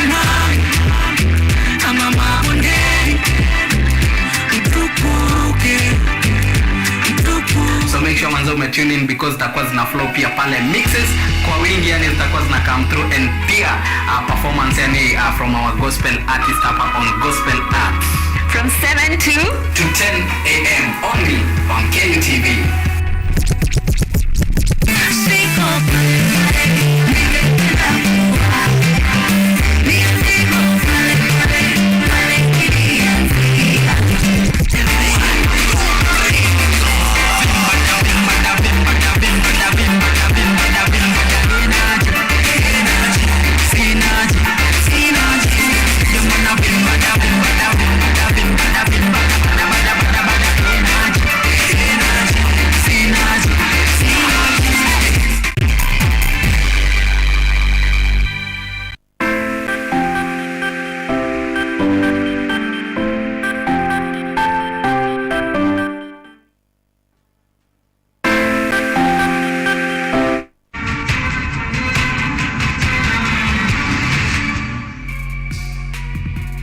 Biashara Tuesday still back on air, 8:40 in the morning, and we are coming in hot, having conversations back to back. We just concluded the newspaper review here with Billy Haemba, who is an organizing secretary at the Peer Mentors Club in Kenyatta University. He's trying to ensure that he pushes political literacy to all Kenyans as much as possible. You can get to read some of his work at politicalliteracy254.blogspot.com. Get to know what he thinks about on various issues in the democracy and how, of course, Kenyans can get to know their rights, can get to know their political rights, and also all the other rights that are enshrined in the Constitution. Tell us where you're tuning in from, also on the Facebook stream, KUTV Kenya Live on YouTube and KUTV Kenya on Facebook.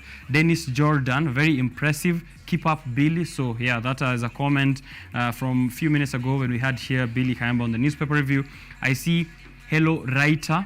Hello Writer, intriguing indeed. Please tell us where you're tuning in from, Writer. Waithira Duo, my favorite show with my favorite host.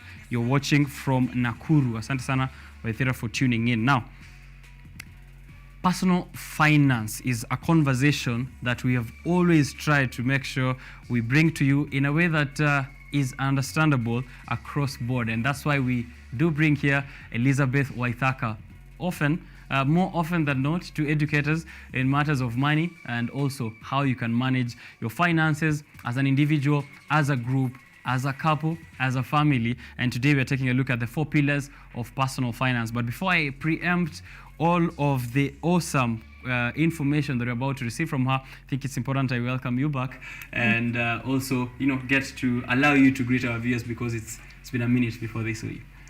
Thank you so much. Good morning, viewers. I hope you're well this morning. My name is Elizabeth. I am a money coach. I'm on a mission and on a calling to help you put order in your money. I'm glad to be here this morning. Right. Welcome back. I'm really happy to see you. I think the studio just brightened with your presence once more. So when it comes to personal finances, what exactly are we looking at in terms of personal finance? Is it just the money you have or the money you earn or the spare money that you have after you spend, or is it just everything that is income? Personal finance, just like the word says, personal. If it's not personal, then it's corporate. Personal is about the money that you have as a person, the money in your pocket, the money in your bank, the money that you make decisions on, how to spend, how to invest, the money you generate, personal finances. Yeah. Right. You're saying that everyone's financial state falls into a common fundamental framework. How can we understand that? What does this framework look like? Yeah, and it is a standard framework for all of us, fundamentally, irrespective of our income levels, irrespective of our backgrounds, irrespective of who we are, it falls into 4 categories, 4 pillars, it starts on those 4 pillars. So if it doesn't matter whether you are Uhuru Kenyatta or Richard here in studio, your personal finances, the framework is the same. Actually, it is the same. It's only that we never get to know the vitals of our personal finances. Money affects all of us, irrespective of who we are or what we do. Money affects all of us, and we relate with money, all of us, one way or another. So, irrespective of who we are, what we do, our income levels, our fundamentals, our vitals of personal finances, they fall into 4 categories. And the 4 categories, if I can list them, I should. Definitely. Yeah. It is actually between our assets, our liabilities, our incomes, and our expenses. It falls just within those 4. Yes, yeah. All right. What do these frameworks or do these pillars also help us in managing the money, or what kind of information can we get from these 4 components you've mentioned? Yeah. They represent our vitals. Like when we say you are healthy as a person, we're looking at your vitals. How is your heart rate? How is your appetite? How is your system functioning? The vitals, we look at the vitals. So even in personal finance, the balance of the 4 is what determines how healthy are you financially or otherwise. If you're able to have a balance of the 4 consciously, we are able to tell that your vitals in terms of personal finances, in terms of you are being able to invest, in terms of being able to grow around money, they are good. And there's something I always say, and it is not me who says it, is the truth, that all of us would want our money to work for us. But many of us, we do not know how to employ it to be able to work. Because now you must employ it. And being able to employ it, being able to have that balance, is looking at the 4 vitals. Just like we have said, the assets, the liabilities, the incomes, the expenses. The expenses. Yeah. Right. Maybe we start with assets then. How do I know what is an asset that I have? Yeah. And in personal finances, that issue becomes contentious. All of us, we always know assets as things that we own. But in personal finance, we go a step further. We look at personal finances as those things that we own. They bring value, and they can be converted into cash easily, So for corporate, personal assets may be a bit different, but for personal finance, it is things that you own that have value, and they can be converted into cash easily. So that means if they are not convertible into cash easily, then it becomes... It's not an asset. Not really. Yeah. Okay. Yeah. What are some of the maybe assets people who are at home right now can take a look at and say, yeah, this is an asset and this is an asset for me? Let me take a common one. A car. We always know that a car is an asset. But then in personal finance, we have just said it is that which brings value. That brings money into your life. But a personal car, most of the time, it takes money away from your life. Yeah, and many people have really invested in cars, and it's not wrong. I also have a car, but let us agree that a car takes money away from us. Okay. Because now you fuel it, you service it, then you pack it, it waits for you, takes you home. It takes money away from you. And it loses value with time. With every day you drive that car, it depreciates. It's actually called a depreciating asset. You drive it every day, it loses a part of its value in that day. Right. Yeah. So should we be investing in also whether an asset is depreciating or appreciating? Should we still get an asset? Well, it is good to be conscious so that we don't put all our investments in such depreciating assets. Let us be conscious. Where are we putting our assets? What are our assets? What are our liabilities? Like there are people who think that furnishing that house, which is not bad. I also want to live in a good, well-furnished house. Yeah. Yeah, everyone does. Yes, but then it is good to be conscious that those are not things that bring you value. Some of even our household items cannot be converted into cash. Right. Yeah. So we become conscious so that we're able to manage our vitals in terms of our assets, especially in personal finance, because it's different from corporate finance. Yeah. We've mentioned their liabilities, and maybe to get into understanding what liabilities are, we've talked about a house, yeah. Sometimes you get a house with using mortgage. Is it an asset then, or is it a liability because you're continuously also paying for this sort of asset? Yeah. Okay. Liabilities. Liabilities are obligations that we owe other people. Yeah. That which we are supposed to pay. A house is actually an asset. Unlike the way we are saying about a car, which depreciates. A house, many times it appreciates in value. Yeah. So a house is actually an asset. But then, if there is some debt attached to it, maybe you took that house via a mortgage, the mortgage will reduce the value of that house because it is the opposite. It is a liability, and the liabilities are opposite of assets. So if there is a loan against that house, if there is a mortgage, it reduces the value of that house. Yeah. You mentioned that when you have an asset, it is something that brings you value, something that you can convert into cash. So it's important to know your assets because they will bring you value or can give you cash at any moment. Is it also important to know your liabilities, and why? Very, very important. And especially with the rising cost of living, the issues that we have faced of COVID, it put us on the spot in terms of our liabilities. We are not able to see our debts and mostly liabilities come in personal finance, come in form of debts, those loans. Being able to see them simultaneously. There are those of us who have got liabilities here and there, but they're in bits and pieces, here and there. Being able to see them at once makes a lot of sense, because now you're able to manage your liabilities so that they do not outweigh your assets. Yes. Are debts a liability? Debts are actually liabilities. That amount that you owe that friend of yours, that amount you owe the mobile app, that small loan that you took in the circle, those are liabilities. Even if I got it to get an asset. Well, yes, actually it still remains a liability, but not all loans are bad. Sometimes we see loans as bad. Not all loans are bad. Right. And we have used loans. The biggest millionaires or billionaires were made through loans. Okay, so not that loans are bad, but then our management and being able to see them together, being able to balance. The word is balance between our assets and our liabilities, between our debts. You know, being responsible with loans, and especially COVID put us so much into debt. Yeah. All right. So now, how do I get to balance my liabilities and my assets in such a way that maybe can help increase my net worth or put me in a stable position? And net worth, you have brought in another issue that may look like a vocabulary to our viewers. But just simply saying, net worth is what you are valued at. Your assets against your liabilities. You know, being able to balance them so that we have had situations where people have actually overborrowed, that the liabilities are more than the assets.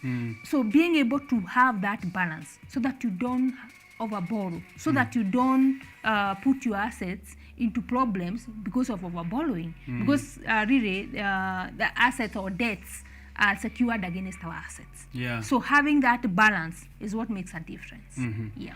Yeah, there was that third. Now I think we can get into the third pillar, which you, as you've mentioned to us, is income. So which are the sources of income which you say maybe people should be taking a look at other than salary? Because maybe when most people hear income, they know it's a salary. I'm not employed. I don't have an income. Are there other sources of income as well apart from salaries? Incomes is money that comes into our lives, and it does not just come. It is money that we generate.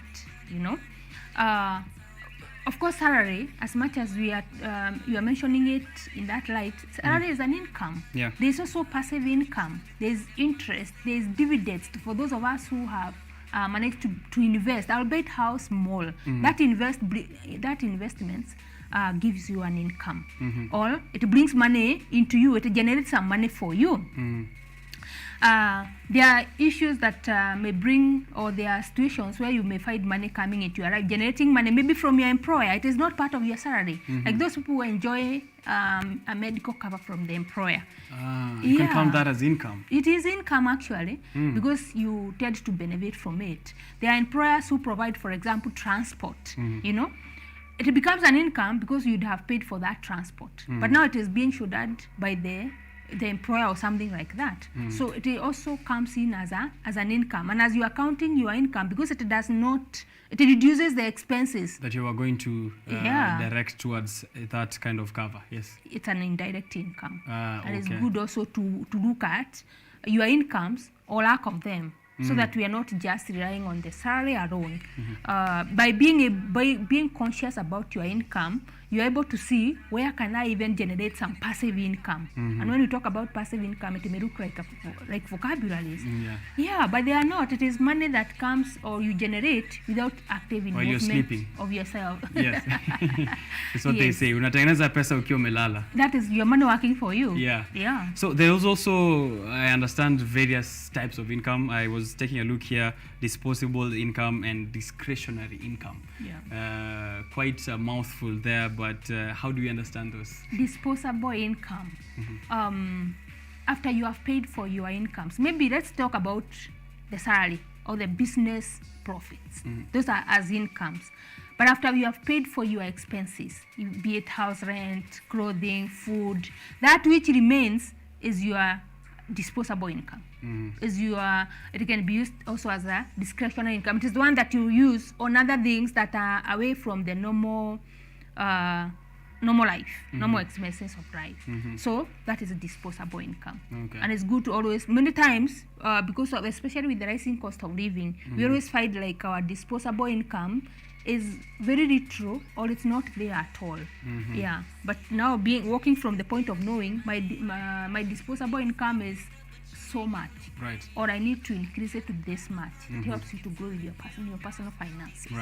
And I think I do remember us speaking on some various ways or places where someone can take their disposable income, not maybe just saving and investing elsewhere. And maybe we can get to mention that something that is also here on the Personal Money Nudges workbook by Miss Elizabeth.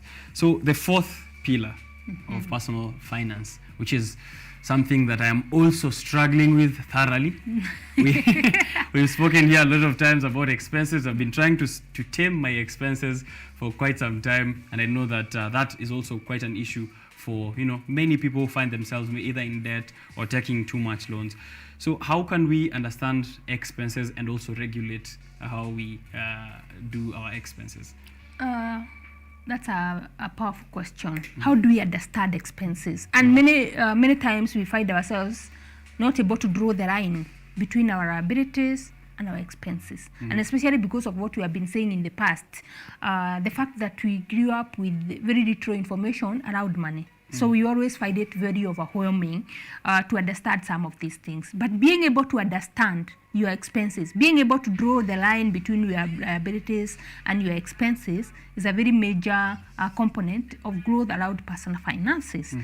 And expenses are things that are money that flows out of our lives for normal way of life. Be it our food, our rent, school fees, those are expenses, what we spend our money on.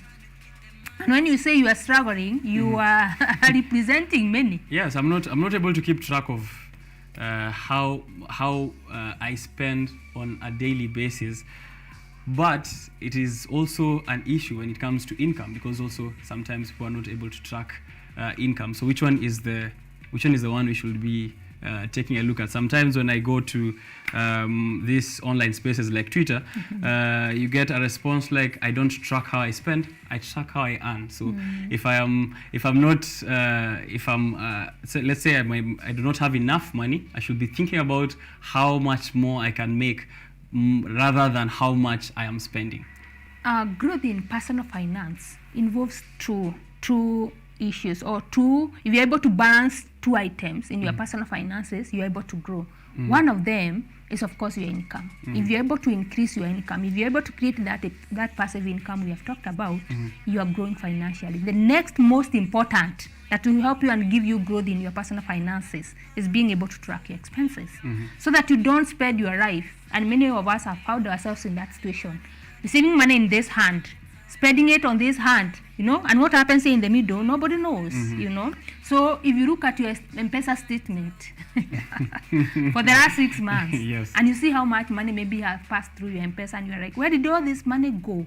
So being able to track your expenses, knowing where does my money go, because there are many people who received so much money, so where did it go? Yeah. Those small, being able to track even the small and the big expenses. Many times we are just worried about the rent. The big expenses. The big expenses. We forget the small ones. It's the 30 bob that builds up to 100,000. When you are passing there and you buy a pineapple, which is okay, a pineapple for 20 shillings and you're chewing on your way, or an ice cream or something like that, it is likely to be ignored. But it is good to know where is my money going? Yeah. The 20 bobs, the 10 bobs, the 30 bobs. There is one time I worked for somebody, and they are doing well financially, and they used to tell us every morning, I was a finance manager, I don't mind the shillings, I mind the cents. So many of us are minding the shillings. It's high time we started minding even the cents. Right. For the purpose of our net worth, for the purpose of our growth around personal finance. People used to really, while we were growing up, we were really harsh on our mothers when they, akienda pale kubagain, anaambiwa, this is 2,000 bob, anasema kona 150.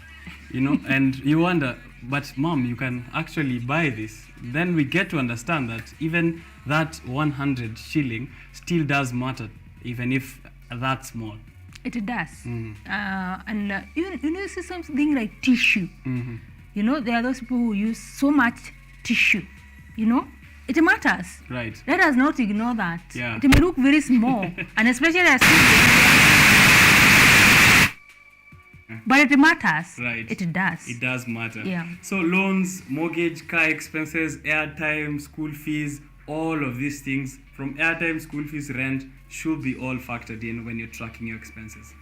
They should actually be tracked. You should know where is my money going. You may not do it throughout, and I hope you are using this tool that we had, the financial planner. Definitely. And you may not use it for a year. I'm sure if you have used it, you have known that it is not easy. It is actually very hard work, I will say. It is an uphill task. But by the time you track your expenses for 3, 6 months, 9 months, 1 year, you are able to tell exactly how you spend. Because some of us are even emotional spenders. You're able to tell I'm an emotional spender. I'm a controlled spender. This is where the biggest chunk of my money goes. This is and even being able to know what your money personality is, for example, you're able to tell how much or where your money goes every month. All right. So and it eliminates your money leakages. Yeah. My personalized financial planner, a book that I already have, and that was given to me by Miss Elizabeth Waithaka on how to track your save, spend, and manage, and you will also be able to eliminate your money leakages. You can use this resource, and it's very well structured here with dates, income sources, and amounts that you've been spending, even on a daily basis, downright to the shilling, right? Of course. So make sure that if you're able to get this, it is, I remember, 1,000 shillings. It used to be. The cost of living is rising. So it has also risen a bit. A bit. Yes. How much is it now? Right now it's going for 1,300. Okay. Yeah. Yeah, not much of a hike. So 1,300, you can be able to get this personalized financial planner, and I already do have that. And here there's also the personal money nuggets workbook. Maybe you can explain to someone who's viewing for the first time what they can get in there. Yeah, and our lesson for today comes from the personal money nuggets workbook. And because we grew up with very little information around money, this is a resource that we all need to help us keep growing. You get a nugget that you can apply for a week. And if you do that for a year, it has got over 52 weeks.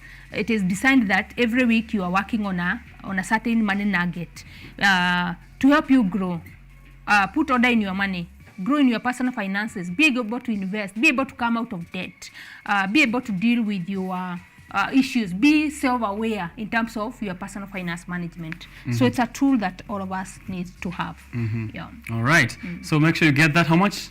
It is also going for the same price, 1,300. Okay. Yeah. So you can get this at 1,300 from Elizabeth Waithaka. Please do reach out to us and we will be able to tell her and get these copies, either one of them or both of them actually.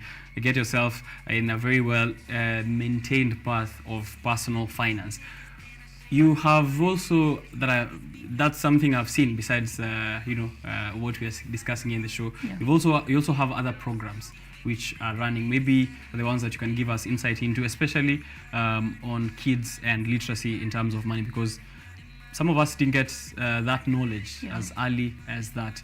So maybe why it's also important that you're running these programs.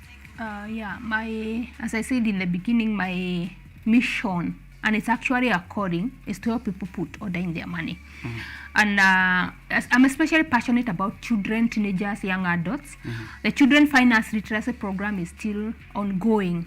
Lessons that are learned early in life, they tend to stick for a lifetime. If you're able to tell our children positive aspects of money, like we said, had we grown up being told corruption is bad, I mean, the issues that we are having in our society, in our communities with corruption, they would not be so rampant. So we are telling our children from an early age that you can manage your personal finances in this way, and money is good. You can always have positive attitudes around money. Children finance literacy, teenagers.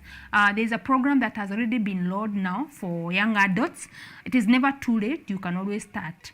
There's also a couples program, to help grow your personal finances. We find ourselves as couples, it becomes difficult for us to talk the money language. Yeah, I've been there. It's a tough conversation. Our money personalities with our spouses are very different. So really, when we are talking the two of us, sometimes we don't hear each other, especially when it comes to money conversations. So the money coach comes and becomes a third person. If you want to take an investment decision, if you want to put order, if you want to grow your family personal finances to the next level, you can always enroll into that program as a couple. Okay. And also for chamas, there's something for chama. Oh, all right.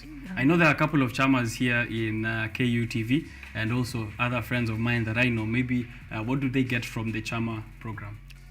It is to help them marry their vision, pursue a vision that will translate to personal finance growth for the members. For the when the chama grows, the members also grow financially. Help them have an investment policy. Help them determine what are our goals. Where do we want to go?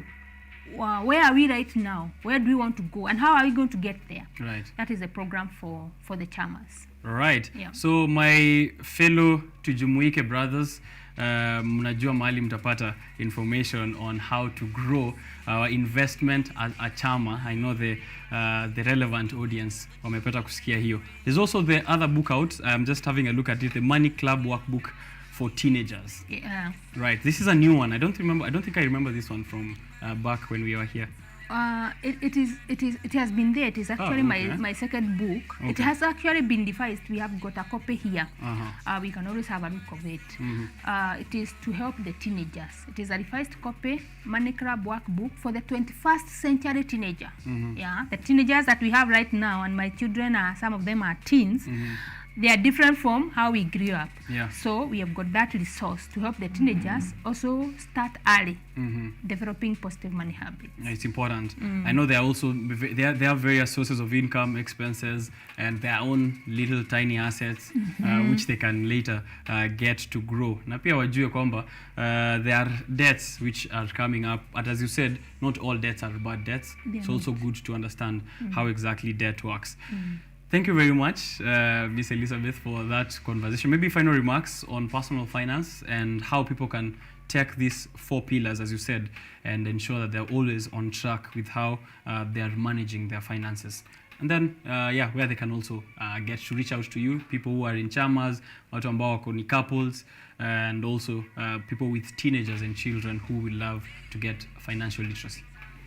Final remark, maybe I would want to give our viewers an assignment that we never get to do many times with our personal finances, like being able to track your net worth. I would want each of our viewers this morning to just sit down and write down how your net worth looks like. It may look negative because maybe the bottom line there is not very positive, but it is good to to face it. So I would urge our viewers to do their net worth. Balance your assets and your liabilities. Balance your incomes and your expenses. And look at the money. Don't just focus on the money that you have. Also focus on the money that you do not have. And you're able to work from there. And if you want us to take this conversation to the next level, or you want to sign up into any of the programs that I've said, you can always reach out. I'm on social media. I am on the website. My website is www.atikafrica. Atik is ATTIQUE.com. ATTIQUE.com. I'm on Facebook as Elizabeth Waithaka and also as Atik Africa. I'm on Instagram. I'm on YouTube. And my number, maybe somebody would want to call me. My number is 0727 143313. We can get that again. The number? The number is 0727 143313. All right. Yeah. Make sure you're reaching out to Elizabeth Waithaka. Very interesting conversations, which we have had in the past. They're all on YouTube.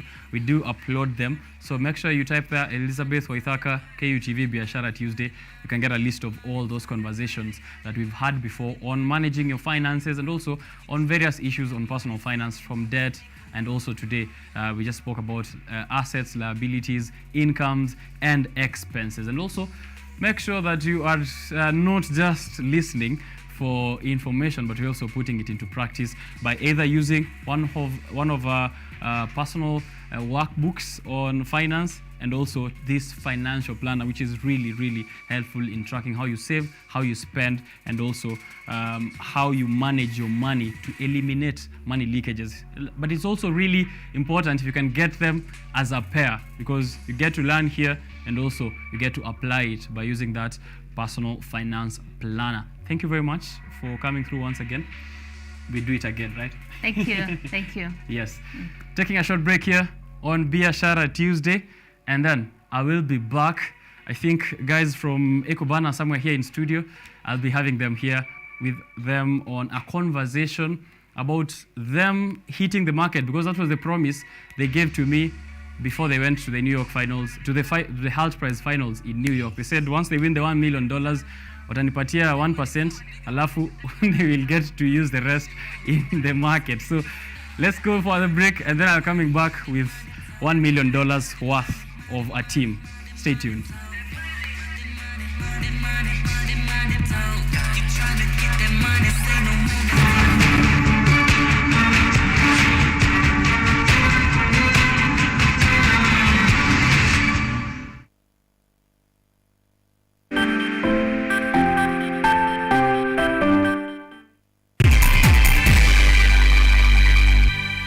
We are going to roast the chicken as whole as it is. So we call it a family platter roasted chicken, which has been marinated, and we are going to serve it together with roasted potatoes and a dip. That is the first one. Then the second one, we're going to make a salad. Out of the same chicken, we're going to make a salad that is going to be served with a dressing that has the concept of Italy. So it's called the Italian classic dressing. Today I am at DIN, Digital Education Africa Network. So at DIN we have a program we call Classworks program. As you can hear, is that a classroom is supposed to work for the student. And this Classworks program is feeling a niche to understand that we do have modern students in the classroom right now. And also with the changing world with technology, that students have access to technology in the classroom, we give digital tools to schools. These are computers and also something we call the LimuPi. So most of the schools right now don't have computers. So we provide that in our program. Maelfu na maelfu ya wahamiaji wakiwa na watoto kutoka nchi za Amerika ya Kati wanaendelea kuwasili kwenye mpaka kati ya Marekani na Mexico. The folks are going. Thank you very, very much. I appreciate it. Thank you. Ni habari kutoka pembe zote duniani. Pepo pasi vuguvugu. Pepo pa ni idea. Sazidi ananyonya, hanyonyi vizuri, anakuwa hayuko comfortable. Jeshi la Jamhuri ya Kidemokrasia ya Kongo linapambana na waasi wa ADF. And so are we.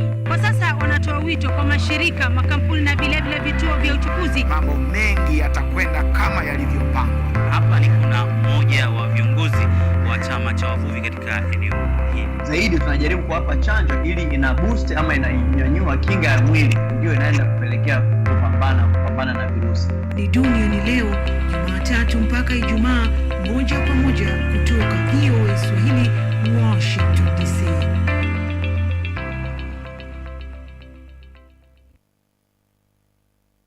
The percentage in which government is giving opportunities to this specific type of groups under the AGPO, like what percentage has the government given? No, but like I said, you see, when a budget is done for every year, every ministry will be able to place their budget for it. But whatever is given to them, 30% of the budget for that ministry is dedicated to AGPO. 30%. So if let's assume, for instance, that a ministry is given 2 billion, for instance. Now, 30% of 2 billion would be about 600,000? 600 million. That will be dedicated to AGPO. And therefore, when you go to a ministry, as a young person, as a person living with disability, 600 million is actually meant for you. This is The Agenda with Bentura Komboka and Colonel Retired Cyrus Oguna.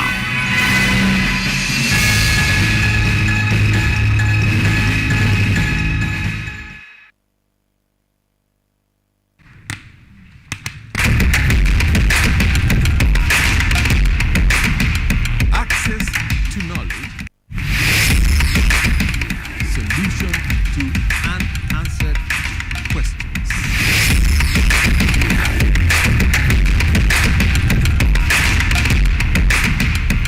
Guidelines to pursuing your rights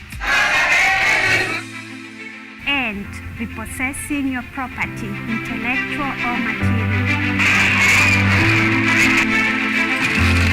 This and more only on Law Matters.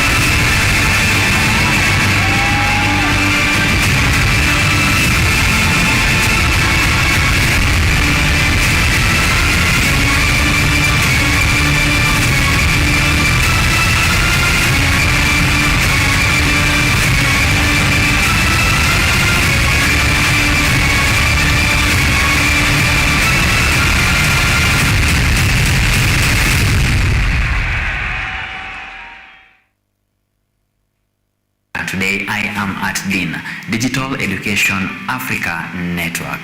So at DIN we have a program we call Classworks program. As you can hear, is that a classroom is supposed to work for the student. And this Classworks program is feeling a niche to understand that we do have modern students in the classroom right now. And also with the changing world with technology, that students have access to technology in the classroom. We give digital tools to schools. These are computers and also something we call the LUMPI. So most of the schools right now don't have computers. So we provide that in our program.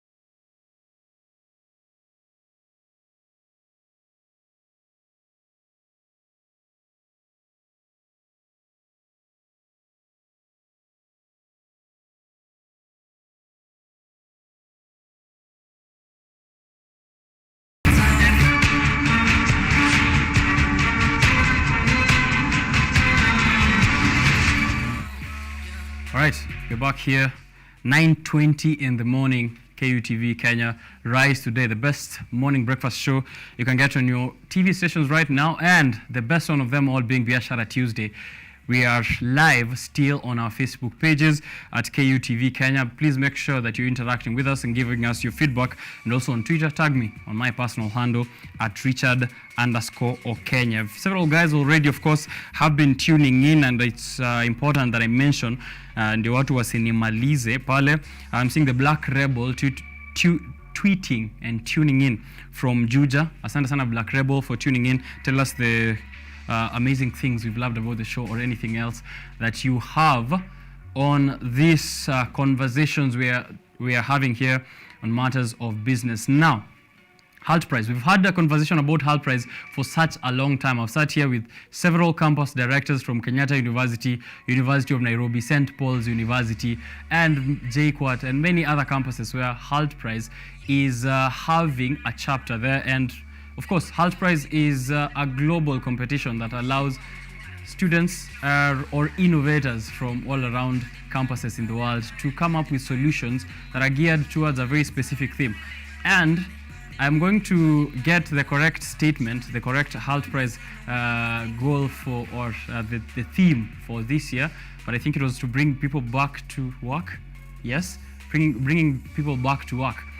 Just a few months ago, that was on May 31st of this year, I sat down here with EcoBana, and they sent in a few guys from their team, of course, to give me their vision on what exactly they are doing in terms of providing affordable sanitary pads using bananas. And we're going to get exactly how that process looks like. However, they did go and participate in the finals, which was happening at in New York, and they won $1 million. 100 and if you go with the current market rate, that's 120 million Kenyan shillings.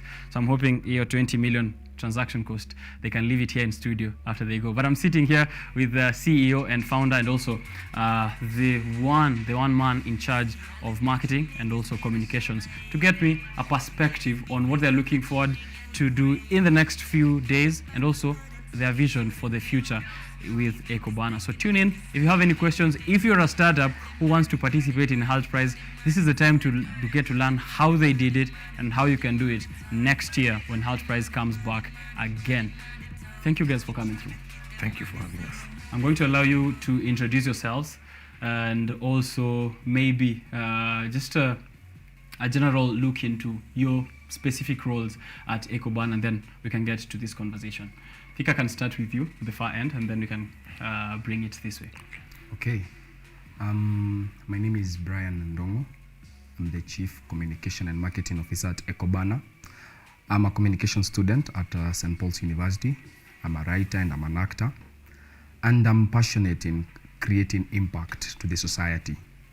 My role at EcoBana involves like the image of EcoBana, like how it's supposed to look like, our social media, and then also the communication between us and people who want to reach to us.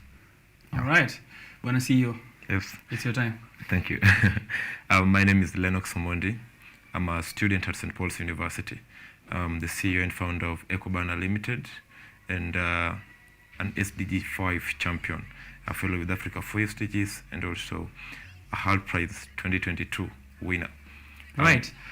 A few years since Boop has won, yeah? How does that feel to bring it back home after so many attempts by many other startups? Must be quite surreal for you. Yeah, it wasn't a walk in the park. And, Boopers was a team with only one Kenyan student or a co-founder. But with us, we were a full Kenyan team, a full Kenyan university. So that means a lot, not only for us, but also for Kenya, and even teams which are gearing for next year's call to action, which is redesigning fashion. Right. Yes. So next year is redesigning fashion. Fashion, yes. This year it was bringing people back to work. Yes. All right. Bwana Communications Head, when you were there, when they were announcing that you guys have won the $1 million, it was quite a scene. You guys jumped out of your seats, very excited. How did it feel for you? At first I never believed it because he said like, and the winner are, and the winner is Echo. So the CEO also jumped because he had Echo. It was the only Echo. I wanted to hear Echo Bana. So the moment I heard Bana, I was like, nice. We did it. I also jumped. I was happy. Yeah, as you said, it was not a walk in the park. So I was like, finally, it has really paid off. Right. Yeah, it was quite a journey, right? Yeah. And maybe get us an understanding of how has it been, maybe trying to communicate your vision as Ekobana all the way to Hult Prize final. How was that in each stage for you? Even that was also hard. I remember when we were starting, people used in the university, now St. Paul's University, when we were telling people, come join us, we have this idea, we want to do this and that. People are like saying, apana, no. Fibers, sanitary pads, na nyinyi wanaume, no way.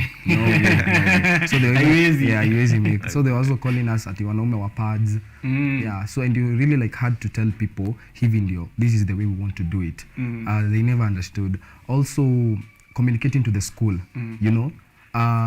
The first time Hult Prize, Kenya ever won Hult Prize was Bupas, you see, and that was way back in 2016. Now in 2022, people are like, you guys cannot make this. You cannot get, yes, you have won, yes, but you cannot get to the finals and win the finals. But for us, we were optimistic.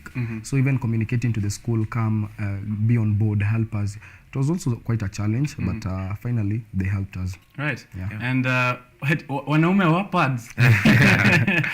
Who's laughing now? Right? Yeah, true. Bwana CEO. Yes. Now, looking at other startups which were there, right? Even from away from campus to the regionals to the finals. Yes. I'm sure there's usually that there's that comparison which as humans we cannot avoid. Of course. Did that come to you? Did you look at other startups and you're like, man, this guy seem like they might edge us out? How did that look like? Yeah, of course. Right from regionals, because for the on-campus, it was a bit smooth.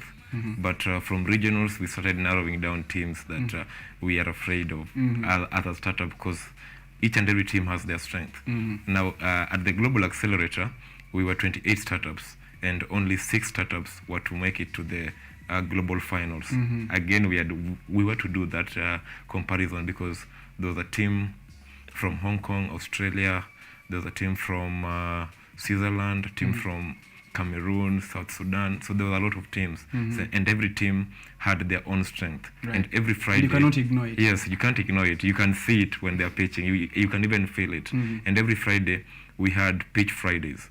And each and every pitch Friday, each and every team was improving daily. We were improving. They're making good improvements. New attractions, new financial projections. So we had to keep up with them. We had to spend because we didn't manage to go to Boston that time because we were online. So while they are sleeping, we are making sure that what they are not doing, we are doing. What you guys are doing. So when they come to pitch on Friday, New York time, Boston time, it's already 4 p.m. here. We've done a lot to wait for them while they'll be pitching. Also preparing. Yes. Right. So, but we did that comparison. It must be done. You must know that this is the team that we are going to beat, or this is the team that is much stronger or less stronger than us. Okay. But we did the comparison though. Nice. Good stuff. And maybe let's get people to understand what Ekobana does. Ndio tuondoe mambo ya wanaume wa pads kwa njia. Sasa hata wakisema wanaume wa pads, it's okay because that's exactly what we want to ensure we are doing, right? Yes. So what does the Ekobana do and how exactly does it do it? I think maybe you will take that. Yeah. So 2 years ago, that is 2020, when we were both freshmen, we started the journey of Ekobana. And now Ekobana is a social enterprise that manufactures biodegradable sanitary towels using banana fibers. So we are using a concept of green and circular economy and design thinking techniques to skillfully craft the sanitary towel using the banana fibers. Yes. All right. So do you source this yourselves, or do you have someone who's like you have farmers, or you have a team that is doing that? Yeah. As a startup, of course, we are sourcing it ourselves. But at the moment, we are going to, because the vision for the Hult Prize is to create the next wave of the social entrepreneurs. And by doing that, they also want us to be able to create 2,000 jobs by 2024. So if we continue sourcing them ourselves, we are not going to create those jobs. So that's why we are bringing people on board, both students, people of like-minded individuals to be able to help us in right from the production step until the product step. Yeah. All right. So as communication said, I'm going to maybe direct issues of communication, communicating the vision of the company and all matters of marketing to you.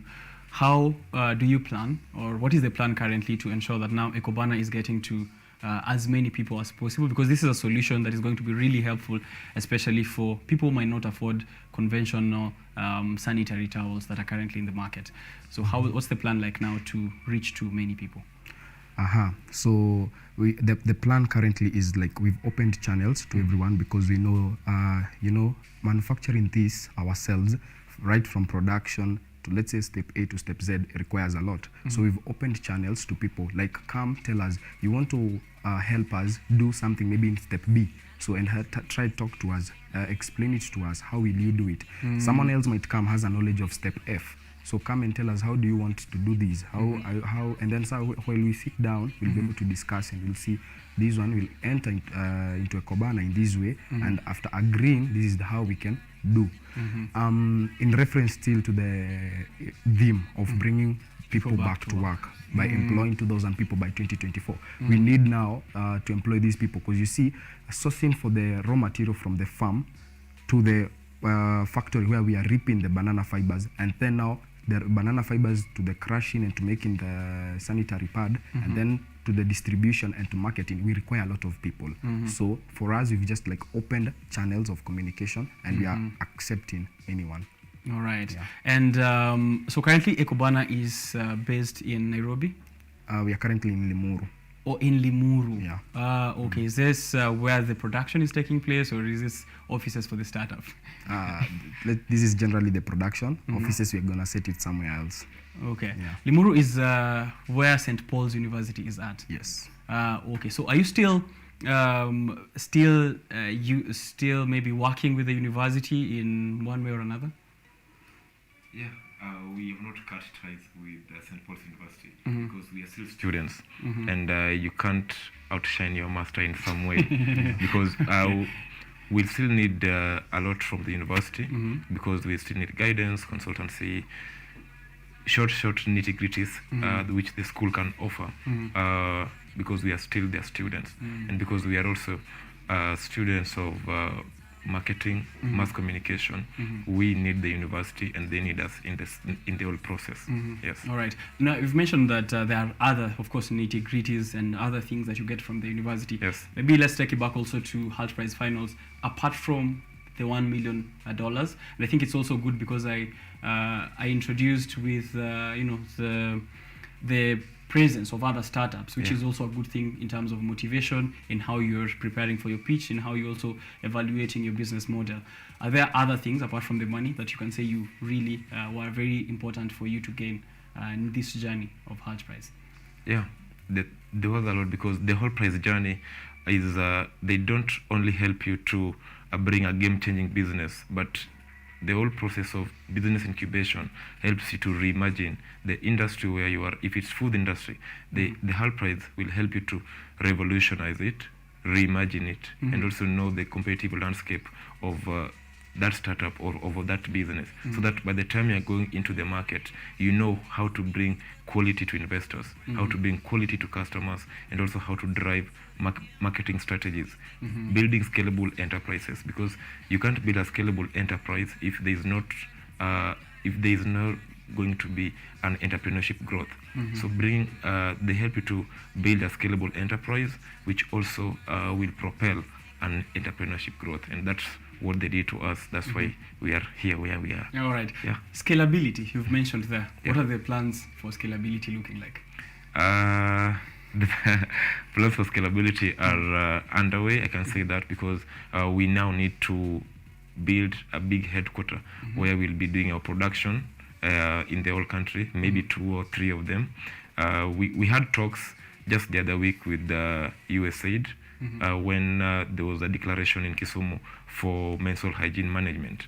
And so with that talk, we hope to build like a good scalable enterprise out of what we have now, because we need to reach people in more than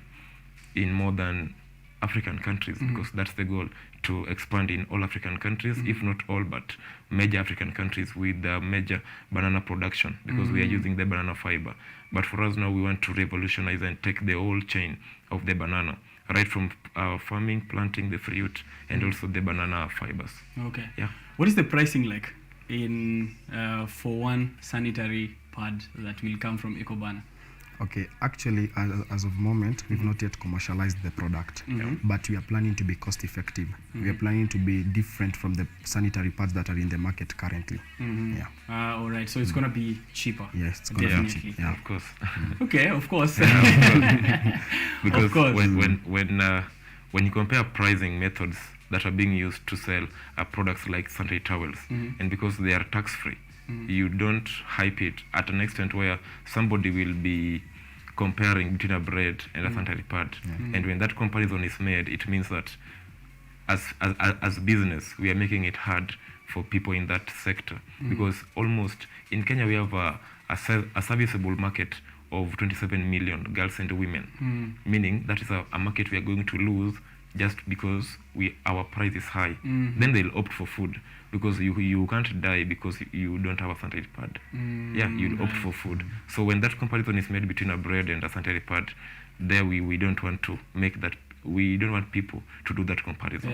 So we want to make it a cost-effective product, hygienic product, comfortable, so that when you go to the market or to the shelf to buy it, or even to buy food, you'll feel like, let me buy both, or let me buy the sanitary pad. It's not bread or pads. Yeah, it's not bread and. Yeah, exactly. We still want our girls to remain in school, because you'll find in cases when the national exams is near, some tend to miss the national exams because they are on their periods. So this is something we want to change. Yeah. All right.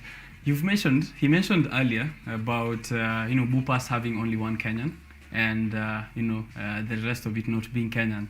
And we've seen this, and I think it's an issue I want us to address also for just a minute. We've seen this, that most successful startups in the country usually have a white factor, right?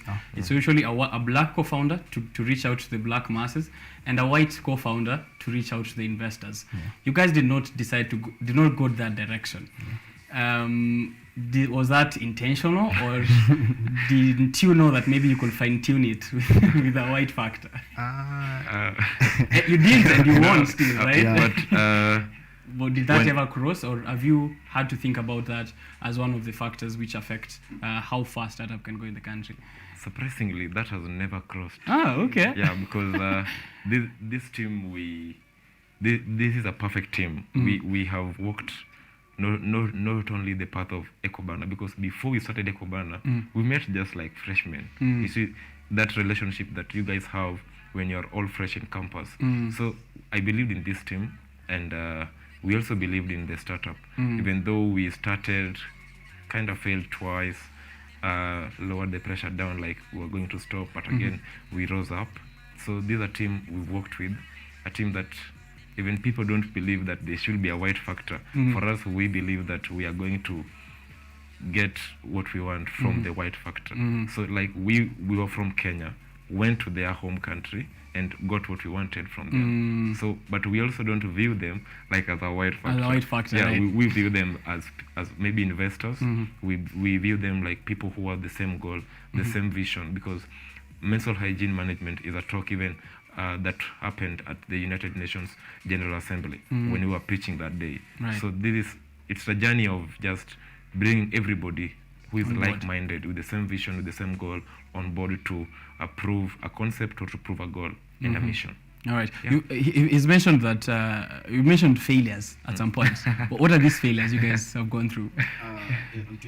Actually, 2020, we tried Enactors. There's another global organization called Enactors. So we tried and failed. 2021, we tried again, failed. And even this year. Even this year, we tried it again and failed. While you're still preparing for Health Prize? Yeah. Earlier this year, we failed Enactors. Okay. Have these failures informed something? Yeah. Because each and every time we fail, we like go back to the drawing board and see what did we miss, and like we know next time when we are doing this, we will add this or we do this differently. So all those failures like have been like stepping stone to us. They've helped us like see this is how you're supposed to do it, and this is the way to do it.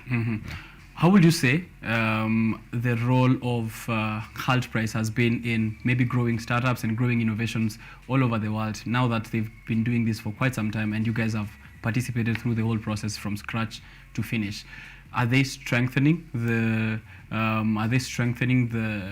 growth, or are they also invoking innovation in campuses all around the world? First, I'd congratulate them a lot because they're using the resources they have at hand to impact people. Yes, they are strengthening because we are competing globally.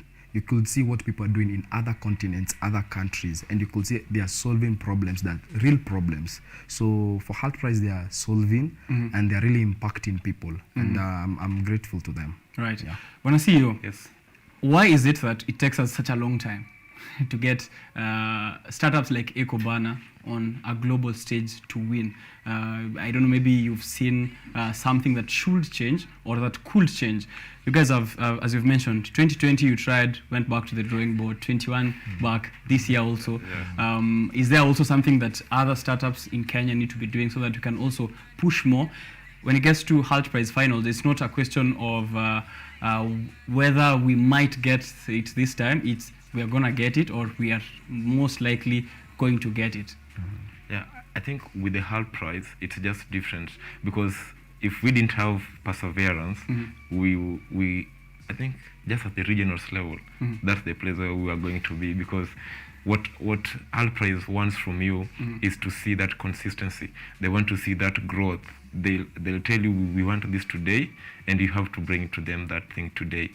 It's just a business mindset, an entrepreneurship mindset that you must have, because if you can't do it, they say that fear has a definition of forget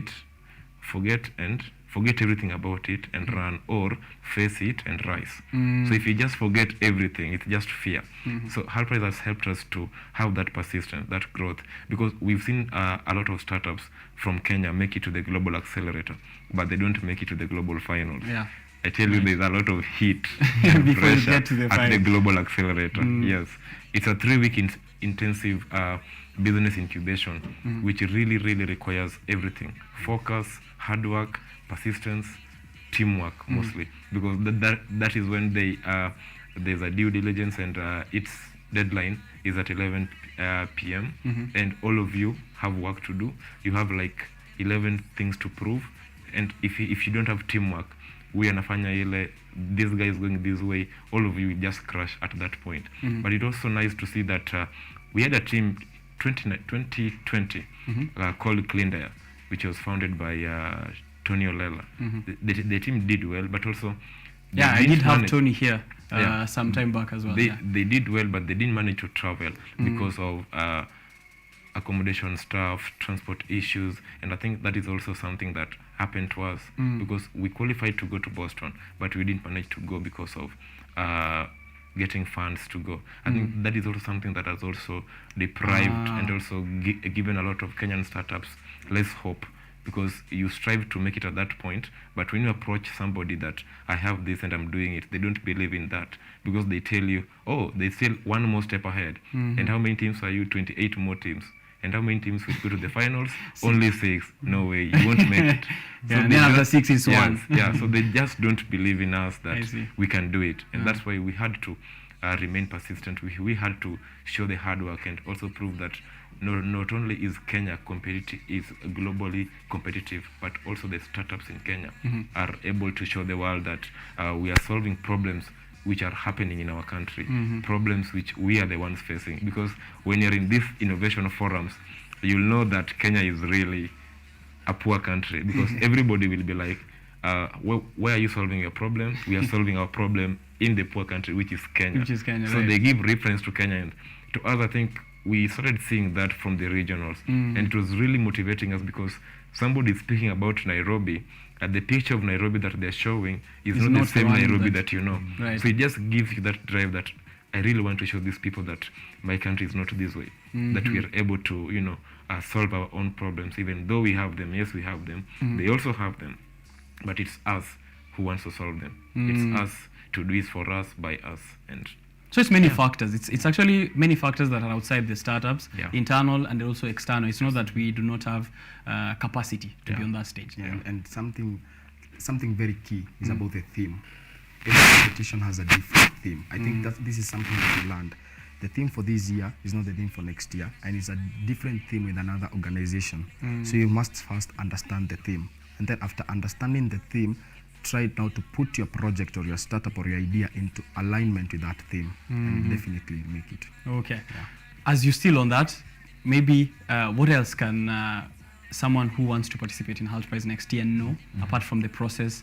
As you've mentioned also teamwork. He's mentioned teamwork there, knowing the theme. Are there other things that maybe people should be putting into consideration as they get into competition next year? On top of all that, is just believe in yourself. Okay. Believe in yourself. I remember Dula also really nailed on that belief system. Believe in yourself. Because we were like, hey, we are boarding the flights. We are going to New York. We are going to pitch this thing. We went like number 2 so in the semi-finals. We are going to pitch. Are we going? And to you want to win? Yeah, and we want to win. And it's only in a 4-minute, a 4-minute pitch. And it's $1 million pitch, but in 4 minutes. And it also has a 4-minute question, Q&A. So everything is just very intensive, and because many people want to believe in you. Because even us, when we were leaving the country, not so many people were like, we wish you well, we are rooting for you. Only those people who know our journey from where we started 2 years ago could say that we really believe in you guys. Just go and do it. And we too. We did say you guys are gonna win. I am on record saying that you guys are going to win. So congratulations. Thank you. Was it all work though? Mkujibamba. In New York, Empire State of Mind. I mean. Of course. Going to New York, of course, it's a city full of entertainment, like everything. But we did enjoy.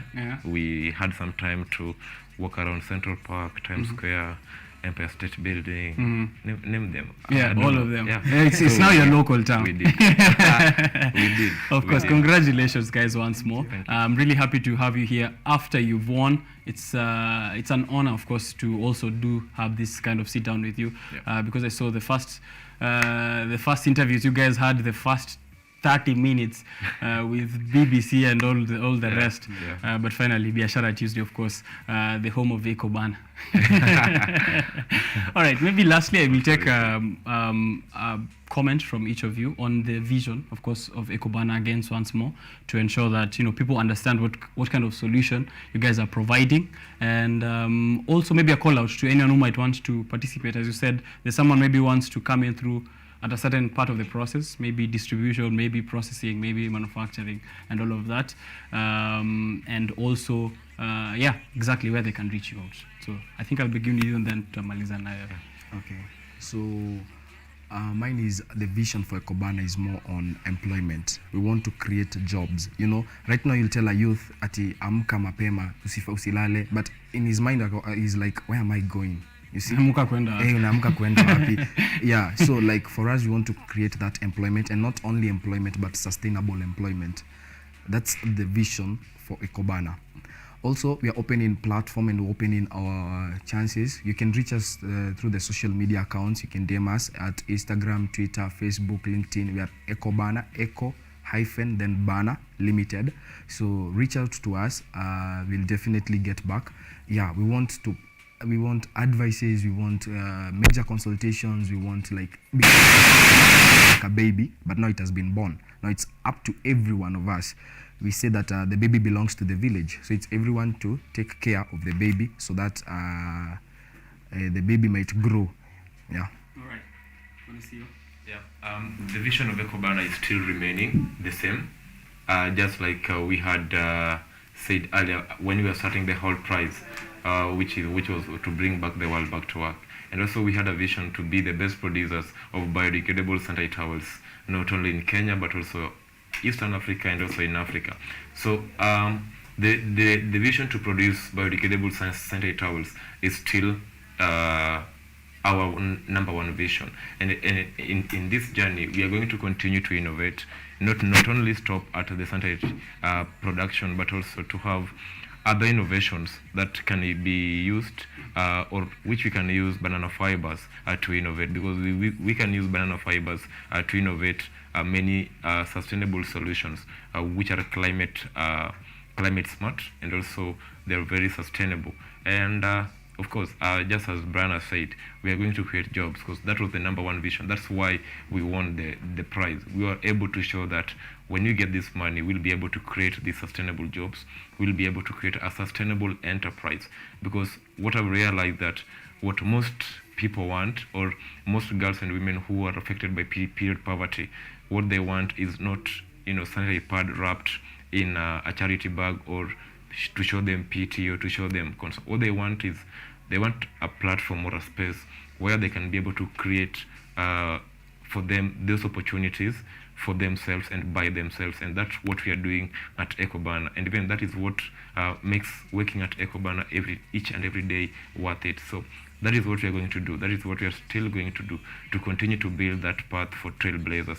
And of course, we are going to have a lot of business incubation for startups from Kenya, or even all over the world, who will be joining the HAL Prize call to action for next year. So we don't want it to die as this is the last team from Kenya who won the prize. We want as many teams to go to the accelerator, as many teams to go to the global finals, and prove the concept that indeed as a country we are very competitive. All right. Congratulations once more to Ecobana for winning the HAL Prize finals. HAL Prize 2022, $1 million. In studio right now, we are worth $1 million and 100 shillings if you factor the amount of money I have. So $1.0001 million worth in these 3 chairs. But as long as I'm still factored in, it's okay. But thank you guys for making time to come through to the show. Thank you. Thank you. Right, and I'm wishing you all the best as you continue with your journey. Yeah. If you continue making milestones as well, please do come back so that we can ensure that Kenyans are very aware as well. And also, thank you very much to HAL Prize for always being friends of Biashara Tuesday and bringing us some of these awesome innovators. Next year, we do it again with all those who are going to participate. So if you want to come through to Biashara Tuesday and do participate, HAL Prize, and your seat is reserved here. Alafu, industry secrets from previous winners, of course, to ensure tumekupatia as you go on, right? Exactly. That is Lennox and Brian from Ecobana. Right about now, it is 9:53 in the morning. I think I will have to close the show at this point. However, I'm going out to take a look at your feedback, what you guys have been saying on social media, and then I'll be back with that. Alafu, tunaweza wrap up Biashara Tuesday. Don't go far.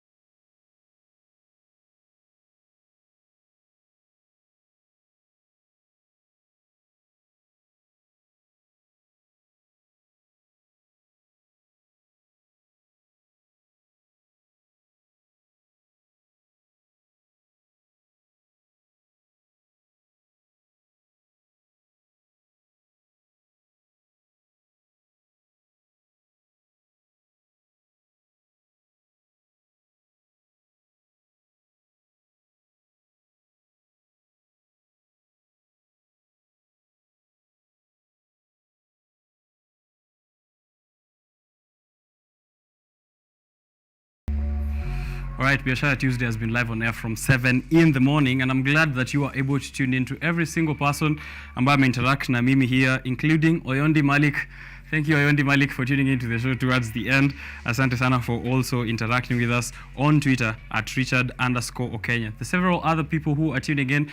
Joffrey, nasema Ombogo, tuko hapa. Thank you for tuning in, Ombogo. I'm seeing here Claudia also tuning in from Kahawa. From KM is Joy Spring. Anasema tuning in from KM, Hongera Ikubana. Yes, Ikubana just left the set, had a discussion on how exactly they took the journey to winning the Health Prize Finals of 2022. $1 million. Next year, tena, $1 million. If you have an innovation, if you have a startup, if you have an idea, just bring it to life, and you never know. You could be the next millionaire, could be the next $1 million startup, solving the best of problems and giving us the best of solutions, of course, alongside that. All over social media platforms, you can find me at Richard_Kenya. Remember to tune in to the rest of KUTV Kenya's broadcasting and bulletins, including the best morning breakfast show that comes to you from Monday to Friday. Yesterday, Karen Blessing, Art and Culture Monday. I'm here today. Tomorrow you have Nina Gikunda on WCW, and then Thursday, Ojong Mariam with Makala ya TBT. Friday, Entertainment Friday. Emperor Sheka comes with Entertainment Team Weekendi. Alafu, we come back to another cycle again from Monday before I come here on Biashara Tuesday. Remember, if you really